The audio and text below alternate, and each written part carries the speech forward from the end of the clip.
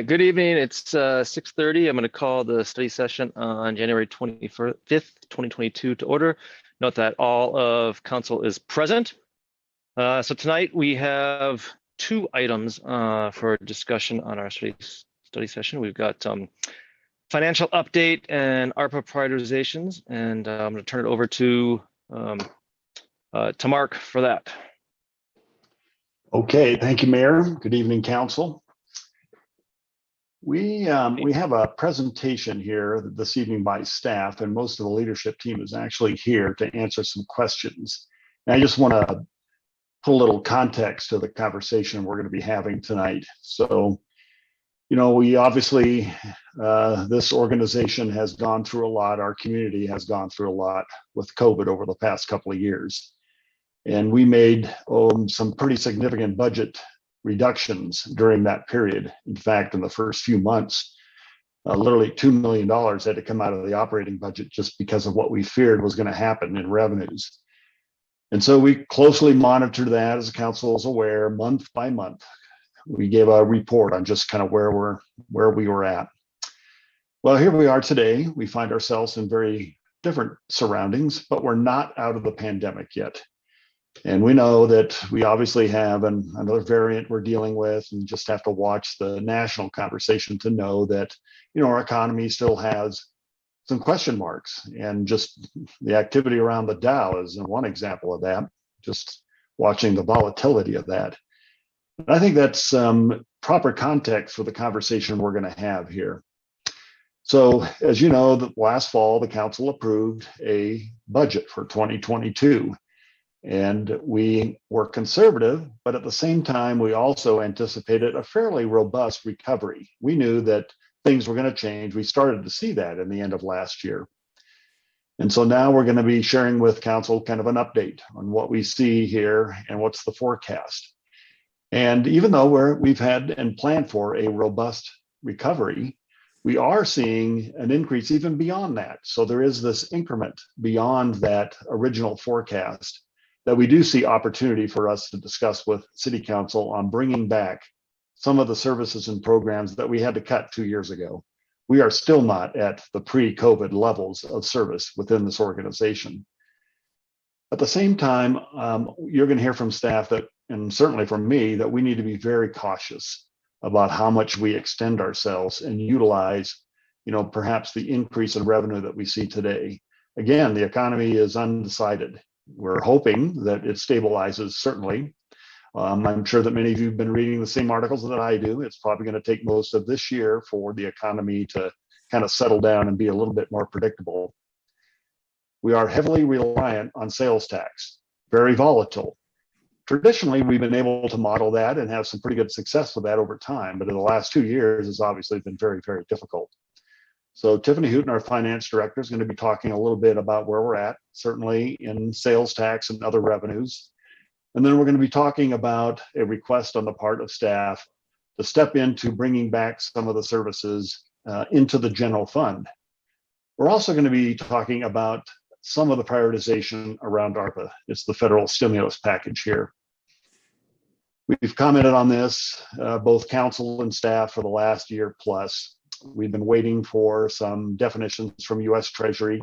We start to see some pretty good clarity here in the last month, perhaps. I have to chuckle a little bit because it's just when we think we got definition, things have changed. But we're hoping that we got some pretty good direction on that. But once again, we're asking this evening that we're going to step into this gradually. And we don't have to allocate all the ARPA funds here, the 12 million plus, all in one meeting. In fact, I'm recommending that we just be cautious throughout the balance of this year and have multiple conversations as we kind of see where the revenue goes in the long run and how ARPA might be able to backstop us. And quite honestly, our community as well. We'll talk more about that perhaps at the retreat itself.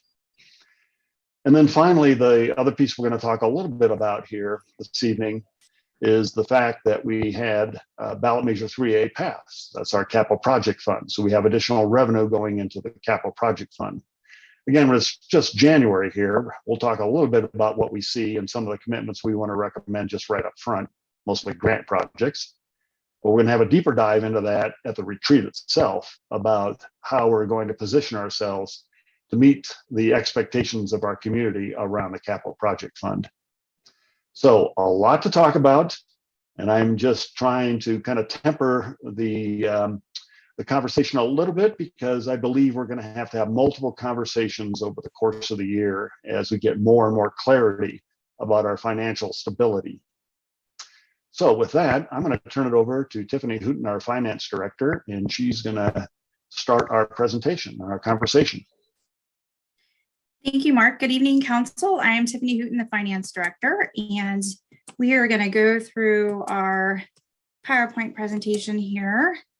And I just want to let you know we have a number of staff present to help answer any specific questions you have on any of the asks or information that we talk about this evening. But we have three things that we primarily want to talk with you about. We want to talk about the 2022 budget, and that really stems from how we ended in 2021 and related to sales and use tax, and then some requests from the general fund.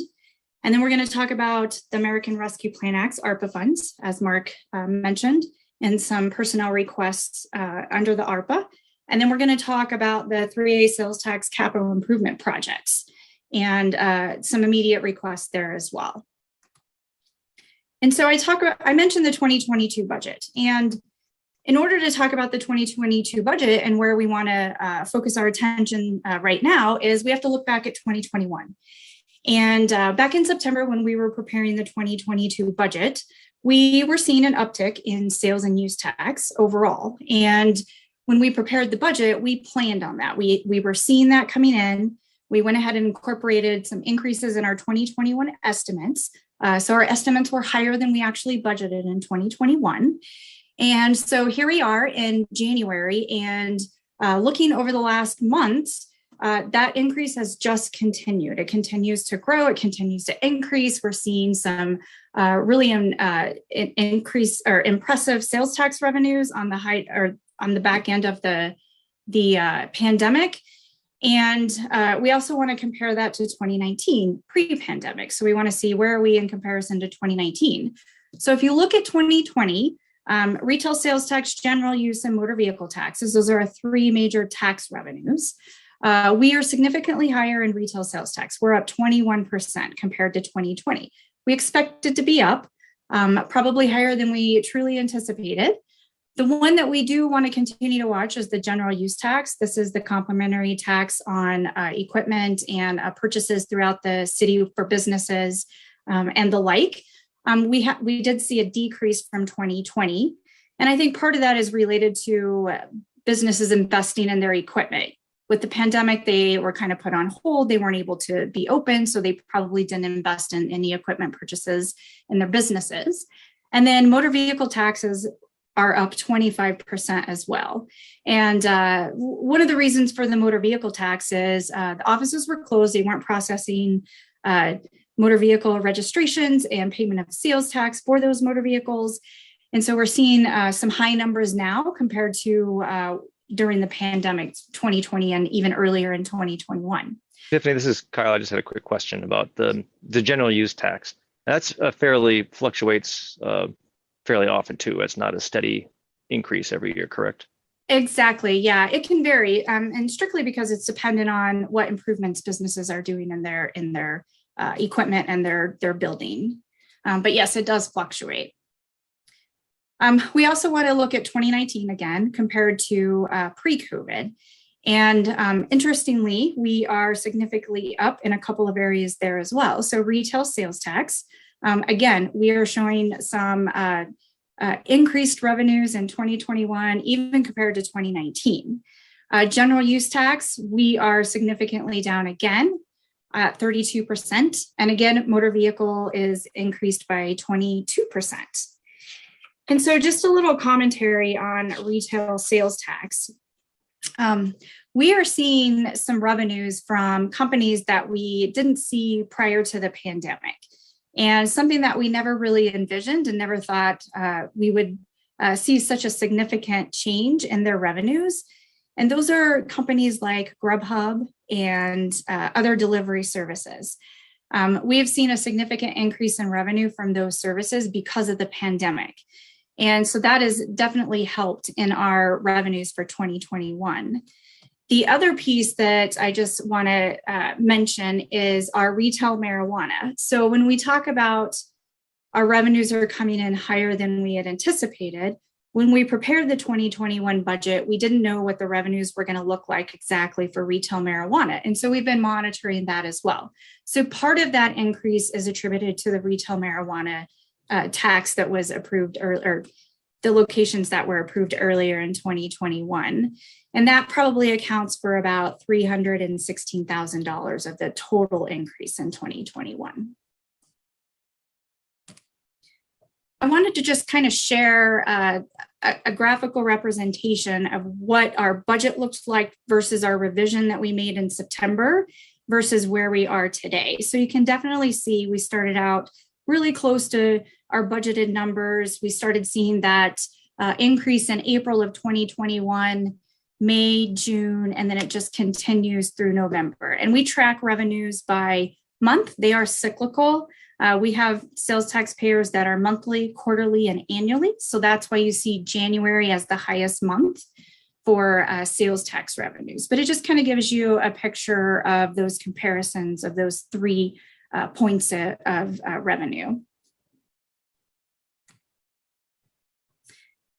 And then I also wanted to share what our budget looked like dollar-wise, what our revised budget was, and where we're looking to end in 2021. So we started at about 35 million. We saw those revenues coming in, so we adjusted our 2021 estimates going into the 2022 budget preparation, 36.7 million. And then today we're looking at about 39.1 million. So a pretty significant increase. Just a different way to look at it compared to 2019, 2020, and 2021. Definitely a decrease in 2020, pandemic, and then 2021, we're seeing that larger increase.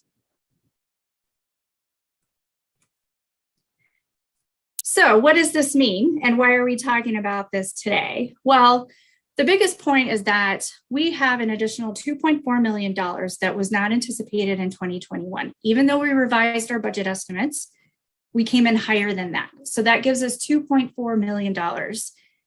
What we also did is we revised our 5-year financial plan. What does that look like?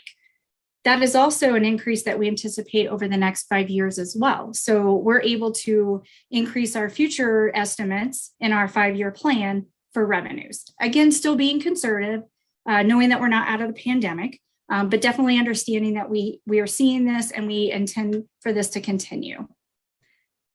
The other thing is we want to use some of this excess immediately to address some operational needs. When we were preparing the 2022 budget, if you recall, we talked with council and said, we're seeing these increases. If they continue, we would like to come back to council because there are definitely some operational needs throughout the organization. And that's why we're here today. We're seeing that increase. We know we have an excess and we like to capture some of that in the 2022 budget. As always, we're going to continue to monitor our revenues. Sales and use tax and motor vehicle tax are what drive our revenues in the city. And if we see a decrease in that, we will definitely be coming back to council and saying, we're seeing a decrease. We might want to hold off on some things, but we're definitely going to continue to monitor our revenues. And we're always going to make adjustments as necessary. If we do see that decline or it's not coming in as much as we anticipated, we'll address that at that time, and we will certainly share with council. So what does that lead us to? We mentioned general fund requests. So I said during the budget discussions, if the economy continued to improve, we would be bringing forward additional requests. It's been rebounding since mid-2021. We have 2.4 million available. And so we have some requests to use a portion of that. And I just want to emphasize a portion of that. Even though we have an additional 2.4 million, we still want to be cautious. We aren't certain what the economy is going to look like. We're addressing or seeing the impacts of inflation throughout the organization in different areas, just like all other businesses in the US is seeing. We also are still trying to address any personnel concerns as far as retention. The labor market is very difficult right now. And so we want to just be cautious and understand that we have some things that we are going to have to address in the near future. So I have a number of people here with me who will help answer any questions. I will just give a highlight of some of the positions and funding that we're requesting out of the general fund. And again, this is out of the 2.4 million. The first one is a public information officer, or PIO. This is a position that has been requested for a number of years through the budget process, and just due to restrained funding, we weren't able to include this or move this forward to council as a request. This will reside in the police department. It's something that we have needed for a number of years. We've had a lot of public interaction with police in a number of areas throughout the US and even here in Colorado and in Littleton. And so we feel it's the best time for us to implement this new position. And Mark, I don't know if we want to go through these and then we'll open it up for maybe some discussion at the conclusion, I think, if that's the direction we want to go. Mr. Mayor, I might suggest that Tiffany just give you the high level of these positions, and then we can pause and let council ask some questions. I got a little bit of commentary to add maybe after Tiffany's done. Yeah, that works with me. Okay. The second one is addressing library and museum personnel. Certainly during the COVID, this is an area that we had to furlough and lay off some positions. And with the economy coming back, we would like to reestablish the library and museum staffing to the pre-COVID levels. It may look a little different as far as direct staffing, but definitely back to those pre-COVID levels. We feel that the general fund is in a place where we can fund this out of the general fund. If you recall, we've been funding it over the past year or so through ARPA to kind of help bridge that. But we do want to reinstate library and museum personnel for all of those employees. The other one is the cybersecurity analyst. There's been a lot of news about cybersecurity attacks, and we're not immune to those either. And we want to make sure that we have the right staff and the right means to be able to address any of those cybersecurity concerns and risks. And this would actually have a full-time staff at the city to help monitor cybersecurity threats and be proactive in any areas that we can to address any concerns we might have. We also have a transportation planner. With ARPA money and with the federal grants that we have applied and received over the past few years, there's a lot of need to have some communication and work regionally on the transportation area. And we would like to have a dedicated staff to manage that transportation regional communication. And that one will actually be funded partially through the 3A, because there's a lot of transportation projects that will be funded through the 3A sales tax revenues, and then partially through the general fund. The other one is public works supervision, modernization, and reclassifications. And this is just helping some areas of the field operation and staffing to reclassify some of those positions to provide some additional oversight and modernization to staffing requirements. And I think with that, Mark, if you want to go ahead and add some comments, and then we'll open it up for discussion with the group. Yeah, Council, just a couple of quick comments here. And I think I just want to emphasize the fact here that we're trying to be very cautious about our recommendations here. So even though we have over 2 million that were in additional revenues, we're looking to be something far less than half of that here, at least initially. And we'll have more conversation over the course of time. If the revenues keep on increasing, then obviously we'll be coming back to council to talk about your priorities for the 2023 budget. And so we've had earmarked on the calendar the retreat, another conversation at the end of February, and then I've made comment here publicly about maybe getting with council in May to talk a little bit about where we're at and then prep for the 2023 budget. So it's a long way to say that we're just trying to be cautious here, and and then reserve some of the additional funding we see for future conversations. We have department directors here who can answer specific questions. They're all a little unique, obviously, and I would encourage council to engage the leadership team around these issues here. Thank you.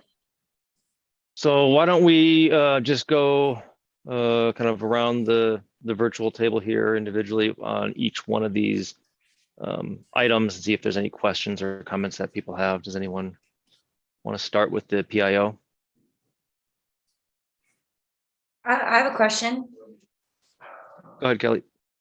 Hey, so I can't see if Kelly Nardi's on, but this might be a question for Kelly and or Chief Stevens.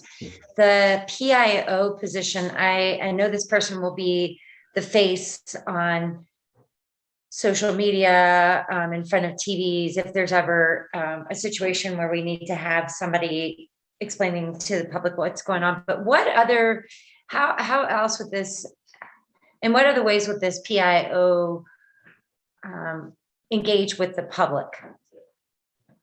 A great question, and I'll take that one. So, this is a position, like Tiffany said, that we've been working for I think this is our fourth budget cycle, working on this one. And really the primary goal for this position has always been for our police department to take the next step in transparency into our operations for the community that we serve.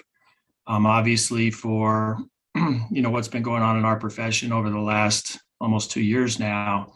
And then obviously different times throughout, the last several years, having that proactive piece where we can provide a spotlight into our operations and contact with the community more proactively instead of reactively and in a much more robust manner is really what this position is all about. So not only for the traditional public information officer role, but, and you nailed it a little bit on the social media aspect. Currently, the Littleton Police Department, we have no social media presence. So we don't, I've said it before to council, we have a great story to tell. We just don't tell it, right? So we've been very reliant on our relationship that we have with our community. We're very thankful for the positive relationship that we have, but there are often times where we are not immune to the folks who like to put a negative story out there about Littleton or about the Littleton Police Department.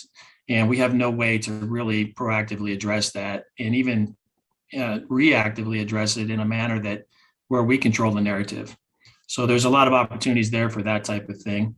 But to take it a step further on the transparency piece, I like if, I've looked at a lot of different police departments websites and social media presence, and there's several in Colorado that I think could do a great job. And Fort Collins Police Department's a good example of one that I think does a good job, and we'd like to model our program after, where they have a web page which is called, I think it's Police Transparency Page, and it's just a number of links to annual reports, to use of force reports, to what we do for training in all kinds of different areas, and it's just a plethora of information, and this person would be responsible for managing those types of things and putting them out there and make sure that they are easily accessible, that we update everything as well. And then also, as the city is looking at and moving forward on revamping the website, right? This person also, in addition to the social media presence, would be responsible for managing the police pages of the website, making sure it's contemporary, that the information is up to date, and those types of things. On top of all that, they have the traditional PIO role along with our officers and sworn personnel who supplement that team to provide communication to the public, during investigations or in emergency situations where we need to get information out very quickly. Normally, we do that through traditional methods such as reverse 911 and those types of things. And we do have a bit of a little tweet, I don't know how you say it, Twitter presence, tweet presence. I don't know. This is how bad I am. That's why we got to hire somebody. Why we need someone. Yeah, right. So, but we tweet out, through dispatch, some of those things. But having that person who's a true professional who really knows the medium and can help us handle those types of things as well as there's just a numerous number of reasons why that we like this position. Thank you. So I have Councilmember Barr and then Councilmember Grove. Thanks for that, Chief Stevens. I had a quick question as well as to the role and how that might relate with the new body-worn camera legislation and those cameras that are currently going to be purchased through our 3A funds as well. Is this person going to be handling that kind of information sharing with the body-worn camera work as well, obviously in concert with our city attorney's office? Well, there's a couple different ways that I think body worn video will be handled as far as released to the public and requests from the public for video. One way, obviously, is we will have digital media technicians as part of the body worn camera program, and they'll be primarily responsible with managing all those requests and managing that data. Where I see the PIO coming into the body worn video program would be utilizing body worn video to, again, tell our story. Or, there's so many positive things that happen that you guys all see, like on the media, or you see on social media pages where police departments do great work and they share that with the community.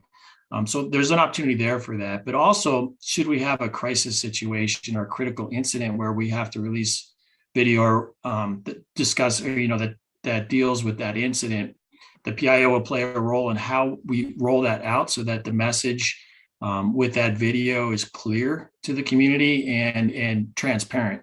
So I think it's really a team that's going to be dealing with body worn video, and the PIO will play a role in that, but that's not their primary responsibility. Okay, thank you much. You bet. All right, Councilmember Grove, then Councilmember Valdez. Questions. One, I hope, is quick. To get a sense of how this person will approach their job, are they more of a communicator, or do they have a background in police work or some sort of combination?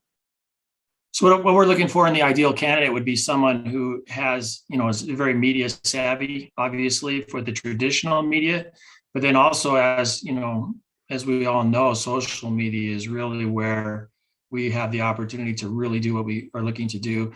And it's really what the community is transitioning toward if they haven't already, that immediacy of being able to get information. So someone who's got a strong background in traditional media, but also a strong background in history in social media, as well as someone who has some experience with police departments or police work. So perhaps someone who worked in traditional media on the crime beat, or was an investigative reporter or something like that would be helpful. And basically we have the cops part of it, right? So we have our traditional law enforcement officers and detectives who serve as PIOs, and we get up there and we say things such as the subject took some sort of evasive, we don't even speak English, right? So we need someone who can get up there and just relate to people on that level and be very comfortable in front of a camera, whether that's a live media camera or whether that's one of our cameras where we're recording a presentation, and then we later put that out. So that's the ideal candidate. And then my second question, have you thought about, or have you already talked about plans on coordinating with Kelly Nardi's department so that the messaging that comes out of both departments is coordinated? Absolutely. And Kelly and her team have done a great job, obviously, given all their other responsibilities. And that's one thing where I think our workload and why we're asking for a full-time position is we have so much workload on getting where we need to be relative to other police departments and what the community expects from us, that I just don't think Kelly's team can take that on in addition to what they're doing. But obviously Kelly's team is the spokesperson for the city. And we do a pretty good job now, I think, of coordinating with Kelly and her crew, and they're very helpful. They've, her and Shira and Tyler and Kathleen and everybody, they're amazing. And but working with them is part of something that we plan to do as we move forward. And I see us all as an integrated piece where we have a consistent message. Kelly gets a lot of direct inquiries from the media, and her team get a lot of direct inquiries no matter what we have going on, whether it's an investigation or whether it's a critical incident or something like that. We hope to take a lot of that off their plate, but of course keep them in the loop the entire time. Thank you. All right, Councilmember Valdez. Thank you, Chief. Hey, a question. I am in full support of the PIO. My question really is, after the attracting and keeping the individuals, and I forget the term that we use, they're social workers that help out our department and our officers. The co-responders. Yeah. Co-responders, thank you. Yes. I know that we've had trouble keeping them in-house at least. Is part of your budget also going to include adding somebody at a rate that'll keep them? So yeah, Teddy from HR, Teddy Anderson, I think she's on the call here, has done an exceptional job once again with going out and looking what the market is for this. I feel like the difference between the co-responder program and the PIO is the PIO will be a City of Littleton Police Department employee, right? And the co-responders work for All Health Network. So we don't have any control over, what their working conditions are. I think, although we are the best police department in the metro area for our co-responders, they love us because we give them everything, and it's a lot of warm hugs. But All Health has their own issues with retention of employees like everybody else. The PIO will be a City of Littleton employee. Teddy's done an exceptional job of getting a very competitive package together. And obviously, council, when folks look at what we do here on these meetings and how you guys address the budget, you've always talked about every year, no matter what this budget situation is, you talk about how valuable the employees for the City of Littleton are, and you put a priority on them. So I think people see that. I think that I'm very confident that any candidate coming in and working for us in the police department will find a home, and I think they'll stay, and I don't think we'll have a problem with retention. Thank you. You bet. Mayor Pro Tem Ryden. Thank you. Yeah, I agree with Jerry. I'm also very supportive of this. And Jerry, to your question, co-responders just in general, it's a high turnover. We have folks who are in this crisis field as clinicians, and they don't go to another job necessarily the same caliber. Like oftentimes they're kind of in and out of the work because of the intensity of it. So it might not even be a retention question. It's just to kind of expect a high turnover because of the nature of the work. So I don't actually see that as a bad thing at all. Like that's just kind of the ebbs and flow of just crisis work. And having done crisis work in our community, it's only a matter of time, I think, before we have something of a major caliber. So I think, yeah, let's do this. You have my full support. This is going to reduce liability, and any way we can be proactive, let's do it. Let's be more transparent. So thank you, Chief Stevens, for bringing this to our awareness. You're welcome. You have something to say, City Manager? See your hand up. You keep moving around to me here. You're on mute. All right. Took me 2 years to learn this. Just quickly, I think a couple of council members have commented on the co-responder program. I think that's a good example. The chief and I certainly have talked about this. In fact, a few council members attended the CML conference here where this was being discussed. I think it was the city of Fort Collins was given some good examples. Maybe later this summer, we could talk more about that co-responder and how we might be able to improve that. And so again, that's another reason why let's not spend all of our revenue right up front here. Let's be cautious about this. And then as time goes on, this might be another good example to talk through. Yeah, good suggestion there.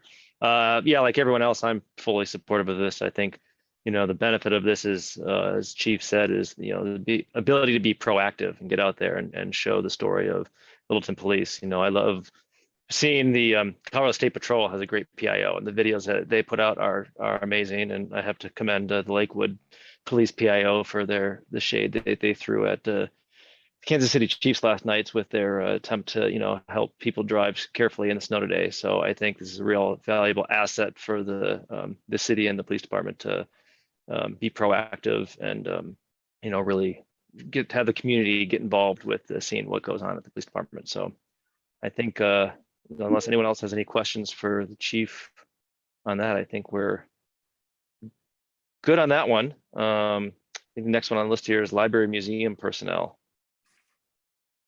Anyone have any questions or issues? Or I'll start with that here. I'll just say I think it's really important that we, the library and the museum are our most public-facing institutions that we have here in the city, and the fact that they were the hardest hit with the COVID pandemic, and to get them back up and running is vitally important. And I think that's, when people think of Littleton, it's probably the first thing they think of is, visiting the museum and the library and all the assets that they have there for the community. So not only, tonight we want to get back up 100%, but in the next months and years. I want to see how we can expand and really invest in the museum and library and make them even better for the community. So Councilmember Milliman, you get your hand up there. I 100% agree with everything that you just said. I did have a question for Tim. I know that both the library and the museum both took hard hits in the beginning of the pandemic. So how many positions are you looking to fill in both places? Any concern, Nancy and Tim?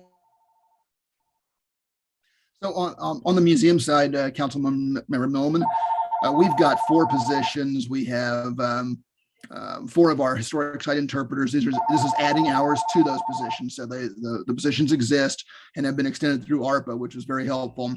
This now moves them into the general fund. We have 1 front desk position, and then we have an events coordinator. And this is one, as Tiffany mentioned, where we took a good hard reassessment of where we were with the new requirements from the pandemic, switching to virtual and then switching back to find that balance point between virtual programming and live programming, in-person programming. So the additional position is an events coordinator. This is one we didn't have before, but we reallocated a position that had been eliminated into that. And I will tell you, we saw remarkable results just in the first year. First of all, it's amazing having somebody who actually runs events for a living instead of those of us in the museum world who do it as a hobby, if you will. But our attendance numbers for our 4 big events in the second half of the year all were at or above record numbers. So having somebody that could bring those skills to bear, and particularly at a time when we were still seeing some bounce back with Delta at that time and then the beginnings of Omicron, I think it was really beneficial to have that on staff. Nancy, what kind of staffing situation are you looking at the library? Yeah, so this proposal would bring 4.15 FTE. We have 2 librarians who are currently working on temporary status, so this would make them permanent. And we would bring back 2 library assistants to assist us with programming. The 2 librarians are really crucial too. Remarkably, we've seen our circulation improve and even exceed 2019 levels in 2021, particularly with digital circulation, but also our physical circulation is above 2019 statistics, believe it or not, even with being at 80% of hours. So this would give our staff some much needed relief and breathing room to further enhance our collection and restore our programs. Thank you. Thank you both. Councilmember Valdez. Thank you. Nancy, also, didn't you cut back time of days and on certain days, or are you looking to restore that again? Yes, exactly. We are no longer open on Sundays right now. So with this proposal, we would restore Sunday hours. So we would be open 7 days a week. And then we would also expand evening hours Monday through Thursday and expand Saturday hours as well. So it's a true benefit to the community. The one comment that I get over and over again and request is, can you be open on Sundays, please? Why aren't you open on Sundays yet? Yeah, that's what I hear. Sunday's a big day. It is, yep. Yeah, I still forget, and I walk over there on Sundays and see it close and kind of remember. See, does anyone else have any other questions on the library museum personnel? Any issues with that? Mayor Pro Tem? No real questions, just my full-fledged support. When I was out knocking doors, like Kyle was saying, this was such a big value, and everyone seemed to be talking about the library and was so disappointed in that those were the sacrificial lambs because of COVID. And so I think restoring it will do a great deal to heal a little bit of that and kind of restore a little bit of hope that our community is rebuilding post-pandemic. Thanks. Councilmember Milliman.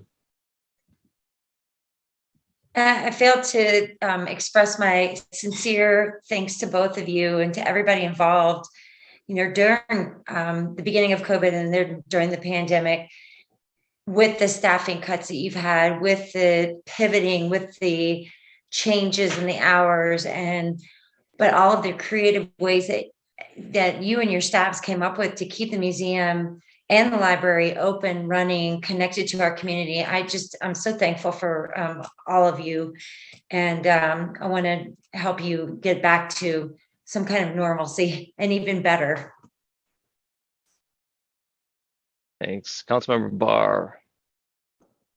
Thank you. And no question about restoring staffing at both facilities. And thank you guys for powering through. Actually, my question might have been for Kelly Nardi with regards to communicating out the fact that we are going to be restoring both staffing and increasing hours and availability of, especially of the library as well. I think like Gretchen and Kyle said, Kyle will still wander over there on a Sunday. I have done that as well. I think it would be really a kind of a huge sense of relief for the community as well if we can actually start publicly communicating out that we're restoring these services to their full service pre-pandemic. Would be really valuable, I think. Should go on a banner, Kelly. We will use every platform that we have, and we have lots of them, to let the community know. I just want to set expectations. This won't take effect until March 1st. That's when council will consider this on second reading, but that time is great for us. That gives us time to get everybody ready, to get some recruitment going on a couple of these positions where we've got to find some new folks. So nobody likes to celebrate more than we do. And so we'll try to make a really big deal about it to celebrate this big event. Yeah, speaking of bringing people back, how tough is the labor market right now for people to work in the library and the museum? Are you expecting issues finding people, or are you bringing people back that had been working there, or just upping the hours? It's a combination of the two. There will be a couple of new recruitments. Some of it is giving additional hours to existing employees. Some of it is making existing employees who are on contract, making them permanent. But Teddy might be able to speak to the labor market question.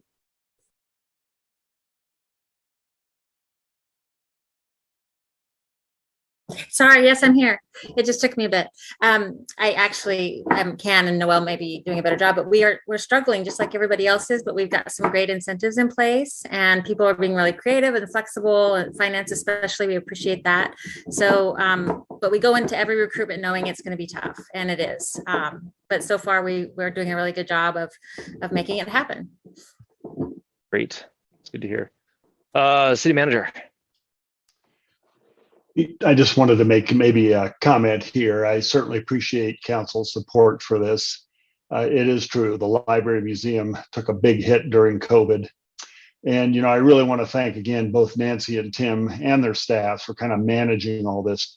There's stories that go deep into the organization about the people that stepped up during this to try to provide service under these very, very difficult considerations. In fact, if I remember correctly, Nancy was selected as our leader of the year in the organization, just based on a lot of that. So yeah, it was a pretty tough couple of years for both the library and museum.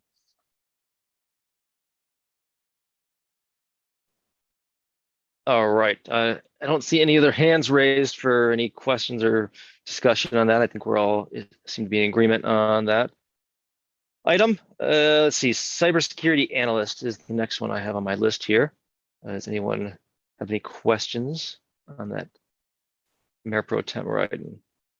Again, no real questions, but I do know you guys did a study session, maybe you had a presenter on this last summer. I remember listening to it, and it really scared me. So I am a big fan of this one as well. Like, I think that is a huge liability for the organization, and we can get some resources that way. Let's protect ourselves for sure. Councilmember Millman.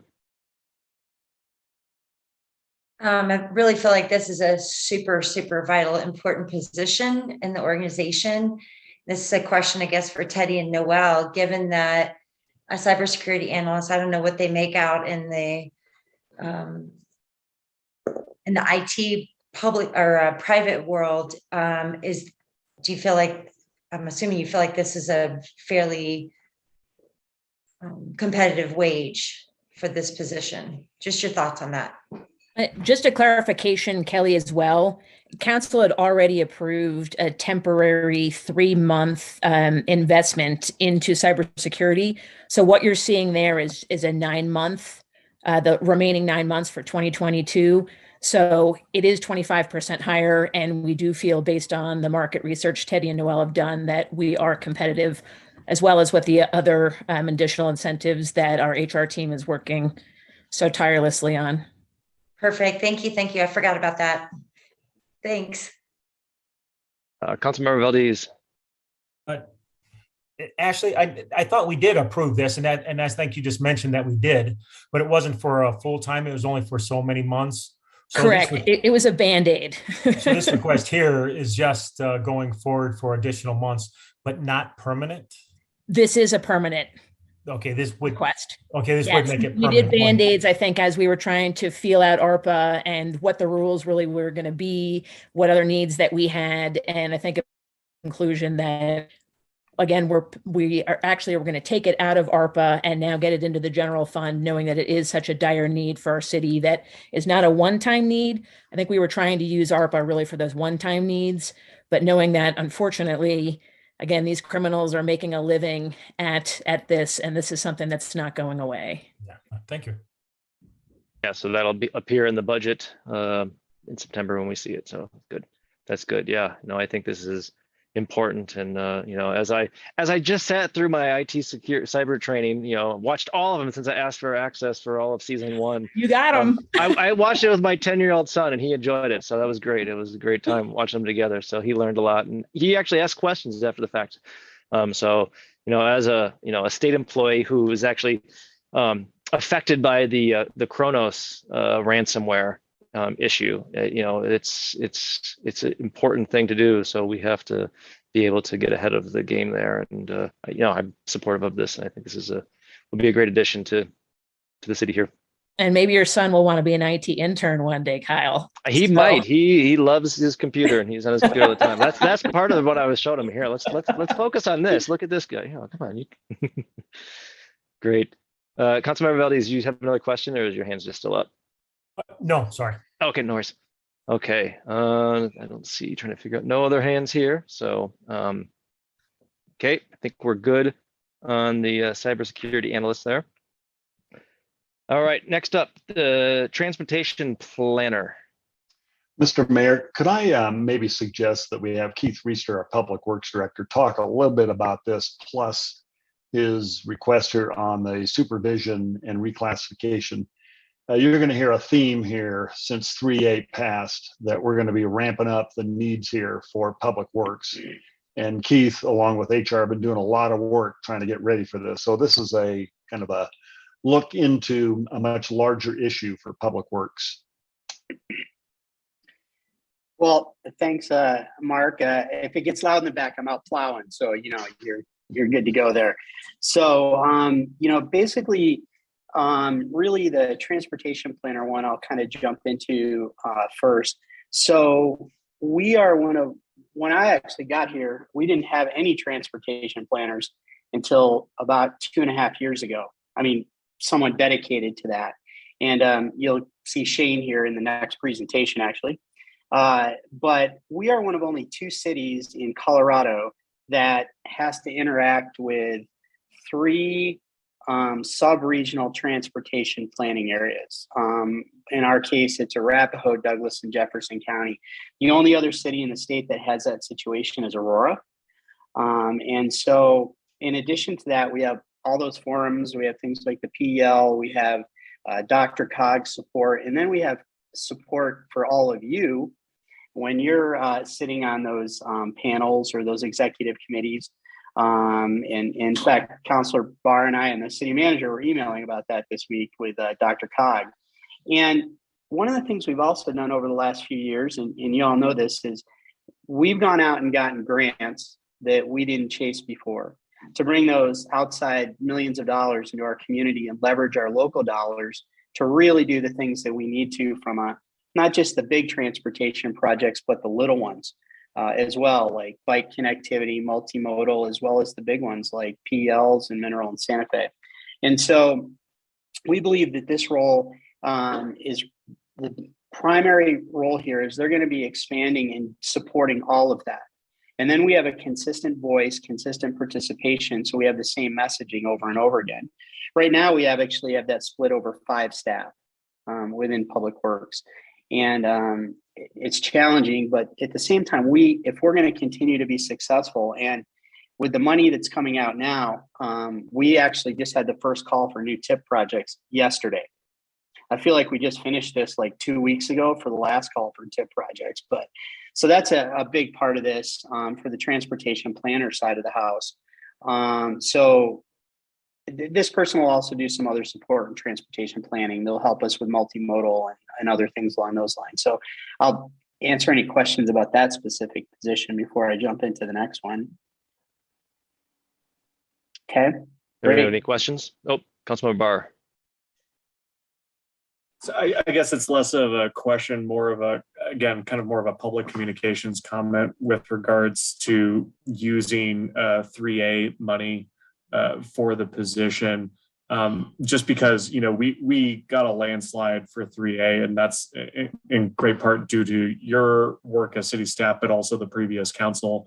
I just want to, you know, make sure we get ahead of showing how those funds are being used, because I think there can often be a perception of a capital improvement projects fund going towards, you know, brick and mortar and not necessarily towards staffing. And if that were to, I guess, if folks were investigating deeply and starting to poke holes in it, they would start asking questions of, why is it this personnel being taken from this pot of money for a sales tax increase that I approved to do my street repaving? So it's more of just a matter of consideration as we go into this process of using 3A money and doing that kind of public communications about it. I don't have any problem with using it. I think it's really essential. So thanks, Keith. I just wanted to throw that out there because it is touching 3A money for staffing. Yeah, well, sorry, Mayor, I can answer to that. We definitely have had that discussion quite a bit. Certainly Tiffany and I have quite a lot, and so is the city manager. And, you know, this particular one, you know, this is one where this current transportation planner we paid for with grant money, basically, by going out and getting that additional funding. And this, to me, is a huge return on investment position for us. And, you know, we have a track record of being successful, and we want to continue to hit home runs like we have the last few years. So I think there's a great corollary there for that. Yeah. Absolutely. Sorry. Wanted to add something to that? No, please go ahead. Well, I think Councilmember Barr raised an excellent question. And as Keith said, this is something staff has talked about extensively. The fact is, you can't build anything without the proper resources and staffing behind it, not only to chase the grants, but certainly to design it, to inspect it, to certify that it's built to the proper standard, very standard practice across all of public works in this country. We are sensitive to this. In fact, in my tenure as a public works director in Grand Junction, I had to justify every year for 16 years exactly how much money we were spending in the design, construction, inspection here for all of our capital, and also to make sure that our in-house work was competitive to the private sector. So I've lived that issue for a very long time. I know Keith has as well. This is something both he and I've talked at length. But the bottom line is we must be able to capitalize some of that personnel cost. Otherwise, we'll never get the capital work done. We just don't have the resources otherwise. Yeah, good point. Tiffany, were you going to follow up? I'll get to you, Councilmember Driscoll. I just wanted to let Tiffany respond there.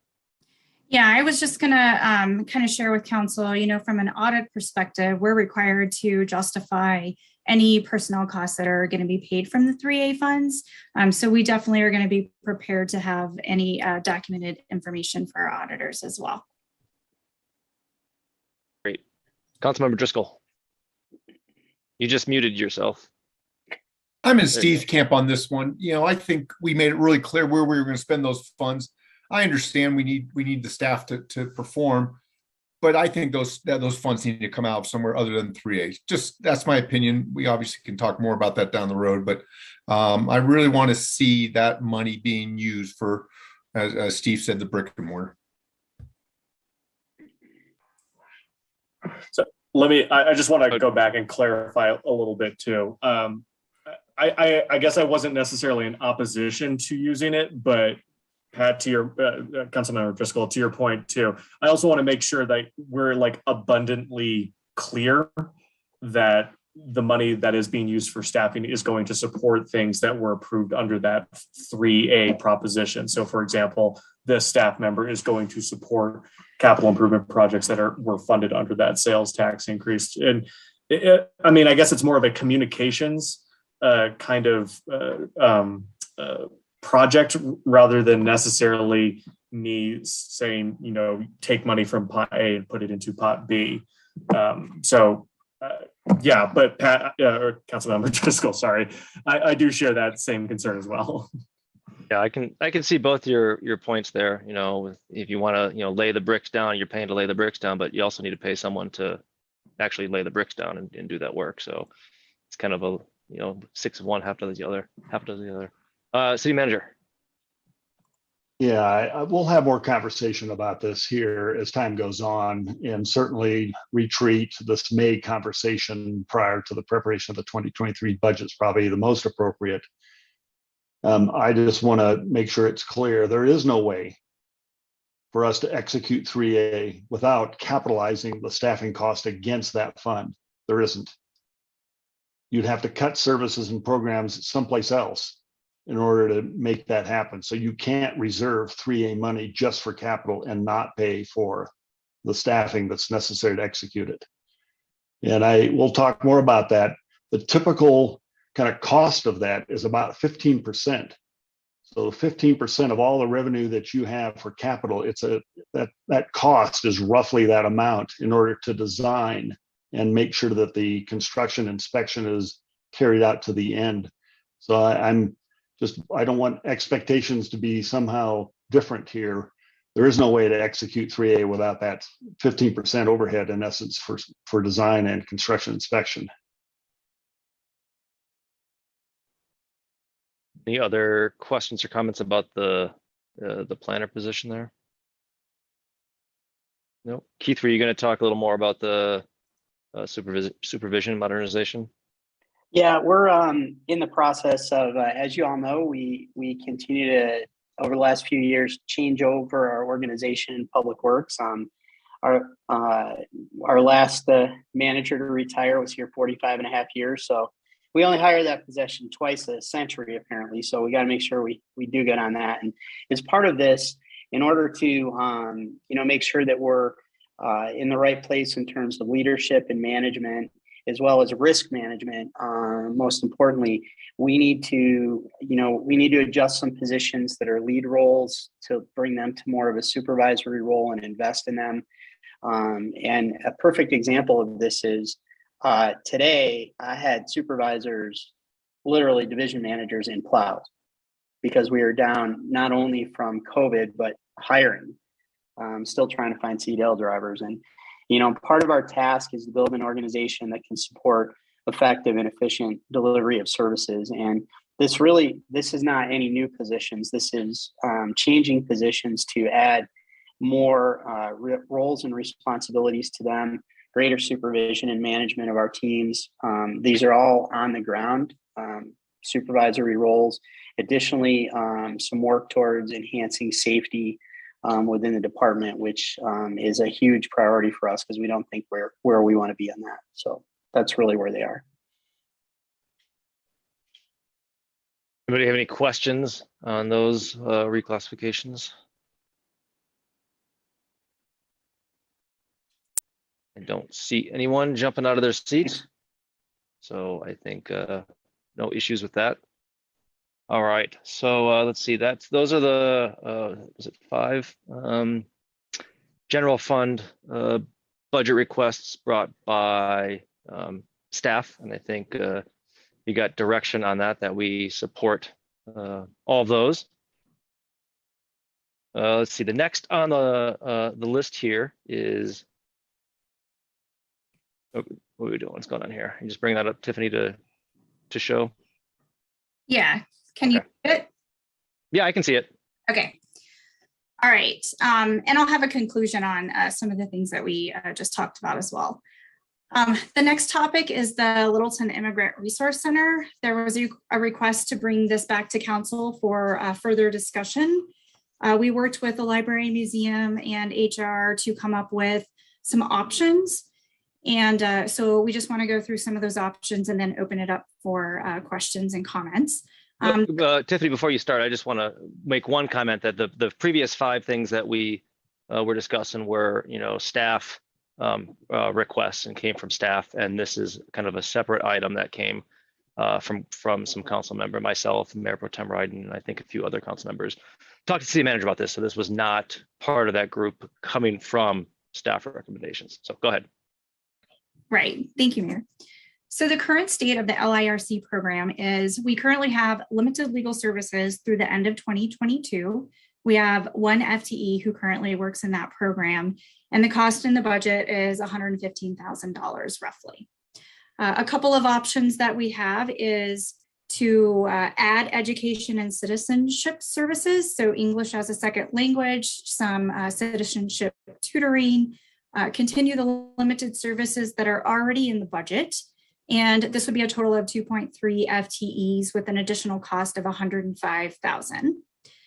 The other option is a restoration of the full LIRC programs. So we would continue the legal services. We would enhance those actually to full legal service and a total of 3.8 FTEs. And the additional costs are $196,000.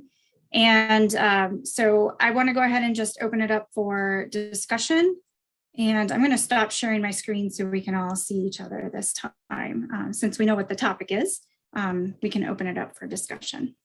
Just for a point of clarification, that 196,000, that was basically to the original level of operation from pre 2021 or whatever year that was. Okay, great. Let's see. I saw Councilmember Driscoll's hand up first. Yeah, I'm kind of shocked that this continues to raise its head. I thought after the last council voted it down, that this was pretty much an end of discussion topic. We told the group that if they found funding, that we'd all be happy to support it. Now, because we have a little bit of money in our pockets, we feel like we have to, again, spend the taxpayers' money, which, by the way, they never approved on spending that money for this program in the very first place. So I'm just shocked that this continues to come up. And I know how a lot of the new council members feels about this program, but this thing has been beat to death. And I'm sure Jerry's going to weigh in with more history on it. That it's one of those where I just can't believe we're talking about. Mayor Pro Tem Ryden, and then we'll go to Councilmember Valdez. Patrick, I totally get that. I know you guys did discuss this a lot last year. And I think, like Mark said at the beginning of this discussion, it's a different time. I think there are things that have changed dramatically with the revenues. And I think there's different assumptions that can be made now, especially, financially. And I think it's okay for folks to maybe change their mind a little bit. I also want to make the point, I think this is a values question. What kind of community do we want to be? I mean, don't we want to be welcoming, inclusive? Isn't that in our comprehensive plan as a value? And this is an example of that. And I heard a lot about this when I was knocking on people's doors, that this was an important value to them. Not only some of them who are volunteers, but also a resource that our community, has. I also think it's a workforce incubator. This request is coming out of the general fund, which in part is paid for by some of that sales tax, by some of our business community, and we know they're hurting for workers. And so I see this, especially the English training, as a way to train folks to learn English, and could be really strong community members, regardless of whether they even live in Littleton. If they're working in Littleton, don't we want them here filling those spots that our businesses need? So those are some thoughts that I just had as this was coming up, and maybe I'll add in some things later, but I'd love to hear from some other council members. All right, Councilmember Valdez, then Councilmember Grove. Thank you. Just a little history on the thing. This is a program that a former council member had started, and it's kind of like their baby, and they want to keep it going. In 2019, this program, it had tripled from the time that we took it over in about 2010, 2011. It tripled in cost up to 300, almost 300,000, right about there. The past city council studied the budget and on a 5-2, determined that we could no longer fund it. This program is very low on the priority-based funding process that we go through. It's not high on the process whatsoever. The 2 councils ago, it was also agreed that it was time to no longer fund it, and that was 7-0. Kyle, you were on that board. You agreed at that time that it needed to go, and Councilmember Grove and Patrick Driscoll, you and I were, the 3 of us were also against this last time. And I think Councilmember Grove, you had even said it's just time for it to finally go. The past 2 councils had opportunities to study the budget. My concern now is that we have a new council that hasn't had the opportunity to study the budgets the way they should, or had the opportunity. We just haven't had the opportunity. And we're already looking to bring something back that's been cut. And we did it at a time when we told our citizens that we were making cuts that were not a priority to the city. And with that in mind, we need to increase our sales tax. And we were able to do that. And now we have a sales tax increase that the citizens overwhelmingly supported. But now a new council is coming in that's unfamiliar with this program to some degree, and is being pressured by former council member. And I understand that the pressure, it's a great program and all that stuff, but it is not high on the list of the city to do. Only 10 to 15% of the participants even live in the city of Littleton. And I understand that, yeah, it's a good program to do, but when you go to the website, there are 18 different sites that provide services that this program used to provide. The city of Inglewood just recently, I think it was 2018, they came up with their own immigration initiative program, resource program, and many of those volunteers are now going there to work. This is something that previous councils have just not seen that it belongs in our budget. And at a time when our reserves are woefully low, very low, we have so many things that we have deferred that are our council and city responsibility. And the idea that we're going to add something back in that has been cut out, before we ever add this program back in, we should be adding back in the omnibus program that served its customers were 100% citizens of Littleton. We should put back in the shopping cart that served 100% of our citizens. The fact that this thing keeps coming back, I don't know if it's because staff keeps hanging on to it long enough, hoping that a council will come and fund it again, is concerning to me. But at this point, this is not a high priority item for the city of Littleton. We have far more important things to do. This service is available elsewhere. We need to be prudent, just like the last city council and the council before that. And frankly, the councils before that were talking about, why are we doing it way back when? It was 2 councils ago where that council finally said, it's time that we need to stop funding this thing. And it was 2018, I believe it was, staff had said, well, they would take on the commitment of looking for grants. They came up with no grants. There's just grant money wasn't available for it then, and maybe it isn't now. But I think it's important that we take care of what we need to take care of and not add new programs when we haven't even done what we said we would do with the tax increase. Thank you. Councilmember Grove.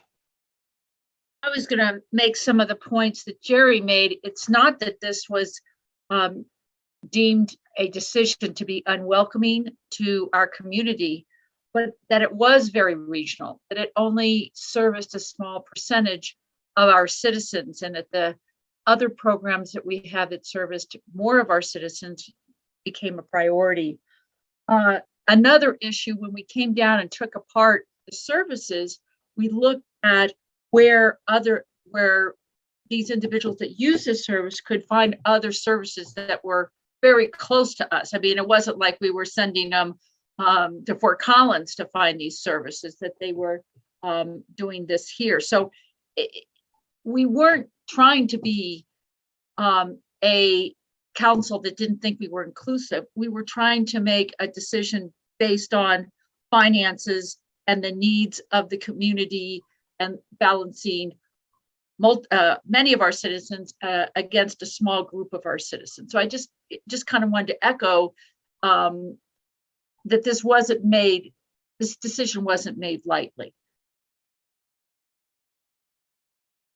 Councilmember Millman. So I think you all know where I stand on this. Did I freeze up? No, can you hear me? We can hear you. Okay. I was devastated back in the fall when this program was, it was decided not to continue funding. I find it interesting that the story keeps coming up that only 10 to 15% of the citizens of Littleton use this program.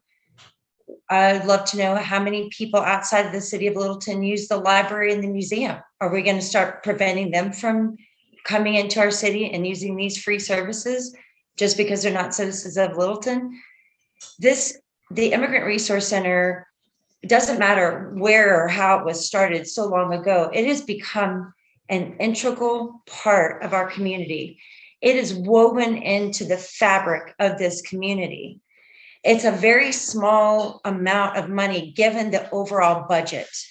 And if you think of the benefits, not only locally, but regionally, what this program provides, in addition to all of the volunteers that found some sense of connection to our community and with this program and helping others who are coming to this country with nothing.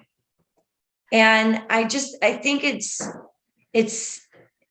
it was just heartbreaking to me this past fall when we approved it to sunset, to fade away. And the number of people that came and spoke to us at the council meetings or called us, just heartbroken and devastated by our decision.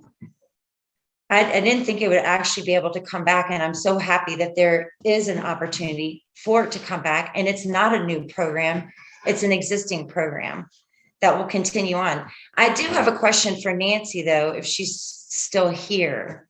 Hey, Nancy.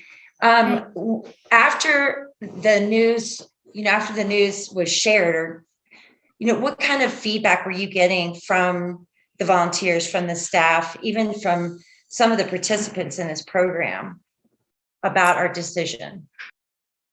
Well, we certainly had some very disappointed students and clients, volunteers who are upset. I will say, our staff supports the LARC and always has. We have certainly followed council's direction and are in the process of winding the program down as directed. And so this is before council because council asked to bring it. But we certainly our community has expressed to us that they were upset. Have you, Joe Rice had sent us an email out to all of council back in the fall talking about the number of Afghan refugees that were, potentially coming to the United States, and how this program could be beneficial to them. And I don't know if you've heard anything about that at all. Glaucia, the LARC supervisor, and our remaining staff member actually attended an informational Zoom meeting on Friday about the Afghan refugees resettlement. And that was led by a number of local government groups and organizations. So we know it's happening. Mainly they're based in Aurora, as I understand, and Thornton. We haven't had any involvement beyond just attending that meeting and getting information. Okay, thank you. Thanks. I want to chime in here real quick, and then we'll go back to Councilmember Driscoll. First, I want to take, great exception to two things that Councilmember Valdez said, that, people are being pressured by former council members, and that's absolutely not the case. There's no pressure and intimidation whatsoever. This is something that, for me, I've thought this was a great program for years, and I don't remember the previous two councils go the same way you did, that we said we were going to cut it 7-0, that we said that we would like to have some partners, some regional partners, and that was at the end of 2019. And unfortunately 2020 and 2021 were kind of dominated by a pandemic, which probably precluded some of the outreach from staff to go and seek funding, and as we all know, decimated the budgets of all municipal governments. And so there wasn't a whole lot of funding to go around to pay for that. And that's, when I was watching the discussion on the previous council, it seemed to be a predominantly a financial decision. And, it made sense financially, that it was kind of lower on the totem pole and the budget was not so great. And now here we are with a recovery that's going well. So I think the financial part of that is kind of moot there with that. And so, reserves, you mentioned that reserves are low, and I know we're still above. I know Ms. Hooten mentioned that we're still well above our 8% minimum there for our reserves. So I don't see that as being a huge issue. For the omnibus and shopping cart discussion, we will be talking about that on February 8th. So that's going to be a discussion that we have here. And one of the other things that was brought up is that, that you suggested that this staff was hanging onto this to bring it back. And, this was not staff, this was, the first meeting I had with Mark after the election, I mentioned this to him. So I don't think staff is forcing this on anyone. In fact, it was, I know the mayor pro tem and I asked turn back. I know I've had discussions with a couple other council members that wanted to see us reconsider and talk about it. So it's coming from council. And coming from, hearing from the community, that is a priority from the community. As Mayor Pro Tem Bryden said, knocking on doors, talking to people. This was probably one of the biggest issues that I heard during the campaign. Kind of surprisingly that it was so dramatic how important it was to a lot of people. I know one of the things that, that I was a part of, and that two councils ago, is that regional approach. And I do think a regional approach is a good approach to do. But I don't think pulling the rug out from under it and trying to start from nothing is the way to do it. I think having a base, having the operations of what it was, and start working with our partners. I'm willing to go and talk to our state representatives, our U.S. congressional delegates, and other cities around here, along with the county, and talk to them. And I feel confident that we can get other people to come and see the value as well. That now that their budgets aren't as in dire needs as we were, the last 2 years here. So that's what I wanted to add right there. So Councilmember Driscoll.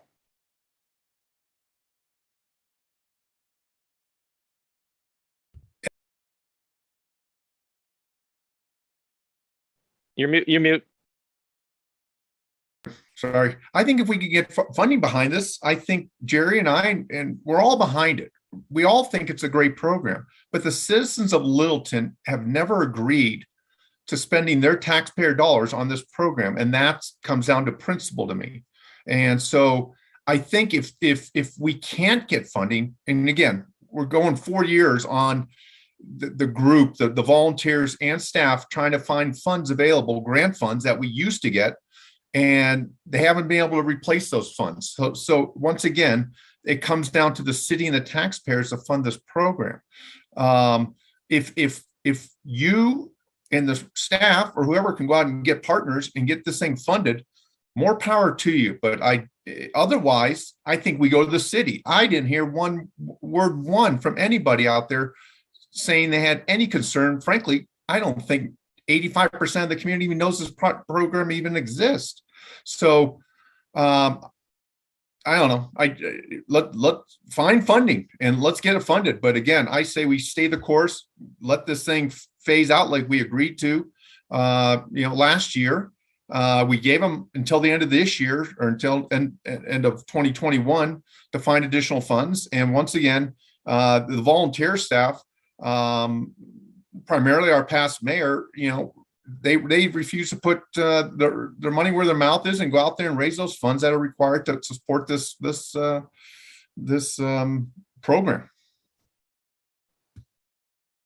Councilmember Bart. I think it's a really good discussion. And I think to Councilmember Driscoll's point, we, myself included, many of us were not on council when having to make some of the really tough decisions with regards to programs to keep, programs to cut. And I'm sure, that there was pain not only in cutting things like the LIRC, but there was pain in cutting many different programs, some of which Jerry mentioned, across many different departments. And I like the way the discussion is trending in towards how do we make programs and opportunities like this sustainable for the community, for the region. I personally don't have a problem having regionalized programs of which there is partial participation among citizens of our city into a program. I think that makes us a better regional partner overall. But I would like to kind of, and maybe this is a place where Jennifer Henninger or someone of that, someone who has a hand in community development and grants related funding for not just this, but multiple projects can maybe help show us where there is a path forward. If, for example, supplying a minimal amount of funding to keep a lifeline going while city staff go and seek additional funding, because having worked in a number of nonprofits, I know how difficult that is with volunteer staff going out and seeking federal or state dollars to keep programs like this alive. I know that was the burden that was put on them. They failed to come through, but I'm wondering if there is the possibility of utilizing city staff to look at programs like this, including this in the future, to have a much more concerted effort to have continuous grant funding for these programs so that the burden doesn't necessarily fall on our general fund often, because that also puts the program in a precarious position. If it is solely funded by our general revenue, that it ends up being kind of first on the list on a chopping block oftentimes. And so that's kind of hardly fair to them either. So I'm wondering if there is a plan from kind of community development perspective or grants development perspective from the city staff that we would be able to pursue these things more meaningfully in the future to support it. I'm not sure.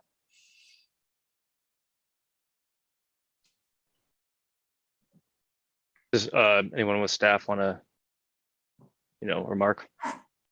Yeah, Mayor, maybe just a few comments to Councilmember Barr's question. I think actually Councilmember Valdez kind of commented on this. This has been kind of a request of the council previously, is for staff to kind of look into the opportunities to kind of look for grants and somehow, be able to sustain this over time.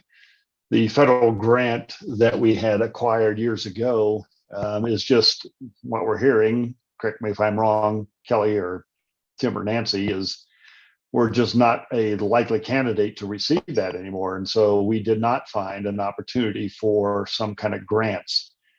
I've even had some conversations with some of the city managers in the South Metro area around this topic, and they appreciate the fact we're doing it, but certainly didn't volunteer resources. I think if there is something to be had here, it's probably going to have to go back to what the mayor was saying, is that we're going to have to put a political effort into this that we just haven't done with other programs and services. To me, there are maybe some examples of this when we talk about the Tri-City area and some of the work that we've done there, but this is going to take some real effort with other mayors, other council members in the cities in the South Metro area to really look for things to kind of step in and fund this over time. You might even be able to ask some of these cities to use their own ARPA funds to at least, stopgap this for a short period of time. But how you sustain this is going to be a political challenge, is my guess. Thank you. Councilmember Kelly Nardi, you want to respond to that? Yes, thank you. I'd just like to reiterate what Mark said. I think, I just took this department over a little over a year ago, and I know that Tim and Nancy and Glaucia have worked very, very hard to pursue grant opportunities. And at a time that we did have a grant administrator in the finance department, they worked closely with her to look for grant opportunities. The size of this program does not any longer meet the scale of what the federal government is willing to fund with grants. There just simply are not grants available. If Nancy and I have talked about this extensively, and maybe she wants to chime in on this, but if this program is to continue, it's going to need to be funded out of the general fund. There's just no other way to do it. Councilmember Bell. Oh, no, let's see Nancy raised her hand. I'll let staff continue.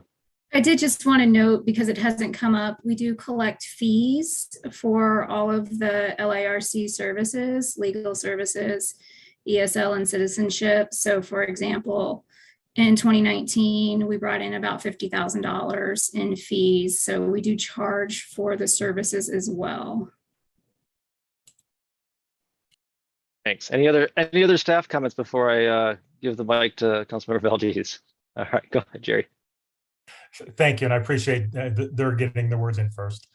Councilmember Barr, you're absolutely right, and those are the same conversations we've had with at least two councils. Same thing, maybe we can do a regional thing, or maybe we can get others. And I think, as Kyle said, he's confident that we can get others to come forward and help.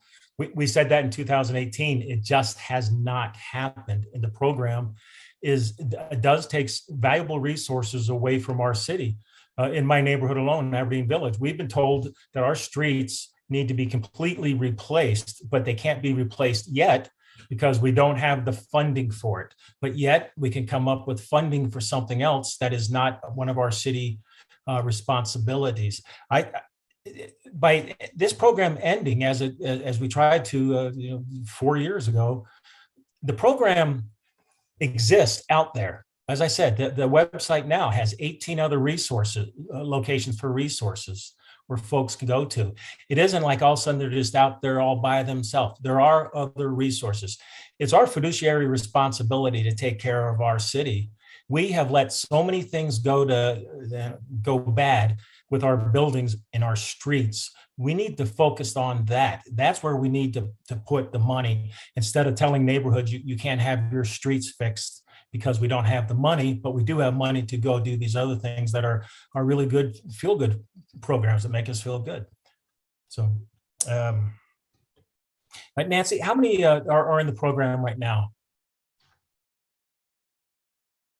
Well, right now we're simply wrapping up the existing legal services clients because that was the direction of council. So